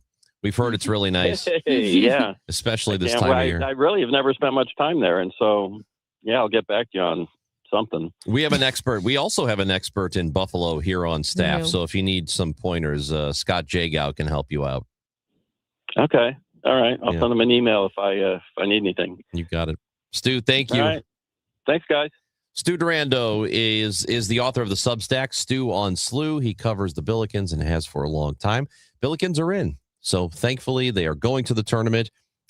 Wish it was a little earlier ball game and wish it was closer to home, but I guess we'll take it. All I know I think Robbie Avila probably wishes it were an earlier game because that guy doesn't eat on game days. I don't know what he's going to do. And it's a 9:45 tip-off. He's just going to have to wake Buffalo. up. He's going to have to wake up really, really late that day. I think that's the only thing he can do. Or really early, so it almost counts like a different day. Gas House Gang is coming up at 10 o'clock or 12 o'clock, and we're going to talk a little bit about that. Don't you worry. We will talk a little Billikens basketball. We'll talk Cardinals. We'll have Danny Wexelman with us. We will have Rammer. He's going to join the show. Amy will talk some Blues with us. Tom Ackerman from Florida. That's all coming up at 12 on 104.1 FM KMOX. All right. The St. Louis Work Zone Awareness Run is back, and it is next month, Saturday, April 25th. And I'm always so thrilled to work with MoDOT each year with Work Zone Safety Awareness Month. Just knowing that as the weather gets warmer and you have street crews out there repairing potholes, working on the highways, that everybody slow down, put your phone down, because those people working in the work zones, they want to get home safely to their families too. So the St. Louis Work Zone Awareness Run is an annual event. It's dedicated to promoting safety for road workers and raising awareness about work zone hazards. And it's held on April 25th. That's right in the middle of National Work Zone Awareness Week. You can just Google the STL Work Zone 5K or STL Work Zone Awareness Run to sign up. It takes place in Chesterfield at the MoDOT headquarters. It's a great family-friendly event, whether you want to run, jog, or walk. Just Google the STL Work Zone Awareness Run. It's tax time, y'all. If you want to file free, this next one's for you. Now taxes is so free. Tax free edition only. Roughly 37% of filings qualify. Simple form 1040 returns only. Now this is tax. Love that jam. Up next, commercials. Intuit TurboTax Free Edition. See if you qualify at turbotax.com/free. No schedules except for earned income tax credit, child tax credit, student loan interest, and Schedule 1A. That's the sound of James adding long-lasting Gain scent boosters to his laundry this morning. Several hours later, James sniffs the irresistible scent of Gain on his shirt. Gain. Several hours later, James has even caught the attention of his mother-in-law, and she never gives him attention. Ooh, you smell amazing, James. Oh, thanks, Mom. I love you too. I never said that. Add Gain Scent Boosters to your laundry. Add joy to your day. Hey guys, Kevin Wheeler here, and it is time for the madness in FanDuel Sportsbook, which is the official sportsbook here at KMOX. Mine as well. Right now, they're doing everything they can to amp up the excitement of the month of March in college basketball as well. What FanDuel's doing is they're dropping bonus bets into everyone's account for the tournament. So all you have to do is opt in to claim your bonus. You can use them on the same games that you're picking in your bracket, right? You can use them on money lines and spreads, totals, game props, same game parlays. And remember that these bonus bets are only available for a limited time. So you want to visit FanDuel.com/Missouri to learn more. And of course, with FanDuel Sportsbook, even if your bracket goes out early, you don't have to. You can continue to play along and have fun throughout the tournament. FanDuel, it is time to dance. Just remember, you have to be 21 or older and present in Missouri. Bonus issued as non-withdrawable bonus bets, which expire 7 days after receipt. Max bonus $500 unless otherwise specified. Restrictions apply. See terms at sportsbook.fanduel.com. If you have a gambling problem, call 1-800-GAMBLER. During Lowe's Pro Savings Days, save more on what goes into the job. Add power to your lineup with a free DeWalt 20-volt max 5-amp-hour battery when you buy a select DeWalt 20-volt max tool. Plus, get up to 35% off select major appliances from Whirlpool, Maytag, and more. Get the job done right. Keep more in your pocket. That's Pro Savings Days. Our best lineup is here at Lowe's. Valid through 3/27. Selection varies by location. While supplies last. Hola, amigos! Brad Evans here. Check out this booming voice and Pat Boyle on BetMGM tonight, covering the biggest sports stories from coast to coast, live and interactive on the free Odyssey app, discussing NFL offseason news and getting you ready for the madness in college hoops. BetMGM tonight with me, Brad Evans and Pat Boyle, live and interactive, Monday through Friday night, starting at 6 Eastern, presented by BetMGM. Always live on the free Odyssey app and watch on YouTube at BetMGM tonight. Glover here for my friends at Cantor Injury Law. Cantor is local, and we're here doing the work every day. We're right here in St. Louis, and we're ready to fight for you. CantorInjuryLaw.com or call 314-628-9999. The choice of a lawyer is an important decision and should not be solely based on advertisements. For all station contest rules, go to KMOX.com/rules. Chris Ronchi, Amy Marks Scores. The Chris and Amy Show on 104.1 FM, KMOX.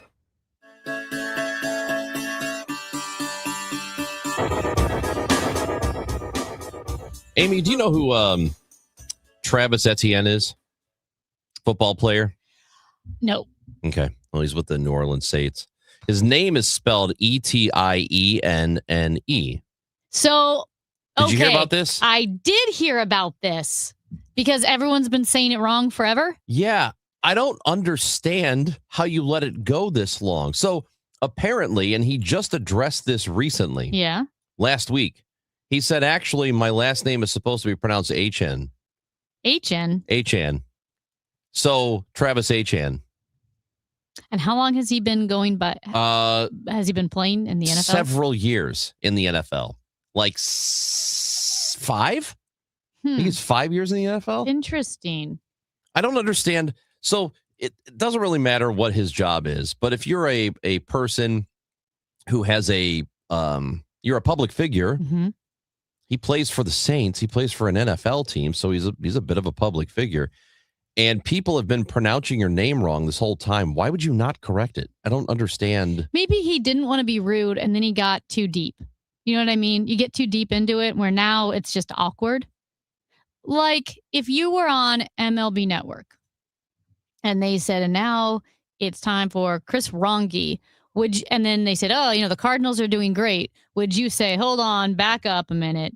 It's Rongi, not Rongi? Or would you just go with it and say it's not that big of a deal? I think in that moment, I would go with it, but I would probably tell the producer after the fact, like, hey, it's actually this, in case I'm back on again. Or maybe I'll never be invited again after I just corrected your people. Well, and maybe you wouldn't, I don't know. I would be more I've been likely, on a show 3 times and they said my name wrong and I always forget to. How? It's straightforward. Well, but people expect it to not be phonetic because it's Mark Scores. Mark's like Carl, Kors like Michael Kors. It's exactly how you spell it is exactly how you say it phonetically. But people will say markers. They assume that one of the letters is silent because there's an X and a K right next to each other. And they're like, that can't be right. Okay. So I had Marcox. Mark Cox. Yes, Okay, and that's I exactly didn't. What that looks He like. goes down the hall. He already works here. Yeah. Yeah, that's He right. does. But I didn't correct it. And it was mid-show, and then I'm done, right, with the show, and they're still going. So I didn't even think to tell the producer. I just thought, oh, I'll correct it later because I'm not going to correct it on air. And then I kept forgetting. So then I was Mark Cox, and then I'd forget again.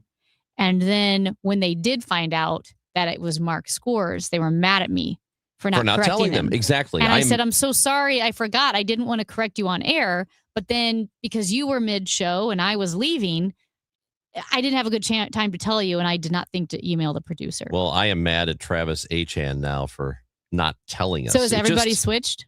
I don't know. It's been 2 days. Oh, and not the season. It was there. Who was the catcher? The Cardinals catcher. Pajes. Pajes. But it's yeah, Pajes? he did that too. Yeah. Wait, which one is it? Is it Pajes or Pajes? Pajes, because it's Pajes. the accent is over the E. So did we fix that? Are we doing it correctly now? Yeah. I'm still saying Pages. I'm way off. I'm way behind. Yeah, you're not even close. Anyway, just if somebody It's gets Matt Pajeski. so he's entering his 5th year in the league. Wow. So he's played 4 full seasons in the NFL. As Etienne. And he's let people pronounce his name wrong the entire time. I don't get it. Maybe he's just doing this for kicks. Maybe it really is Etienne. Yeah, he's probably messing with us. Yeah. Guys, we love that you hung out with us all day, and we hope that you'll come back tomorrow at 9 o'clock. It was fine. It was fine. Are you saying that these people you're not happy that they were here? It was fine. No, I'm very happy. Come back tomorrow at 9. We'll do it all over again. And if you missed anything today, all the interviews of the full show, you can go get it on the Odyssey app or KMOX.com or wherever you get your podcasts. Talk to you tomorrow. Gas House Gang is next on KMOX.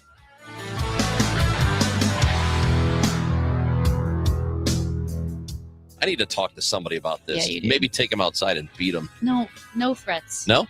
Okay. Time now for today's Spotlight on Money. Sponsored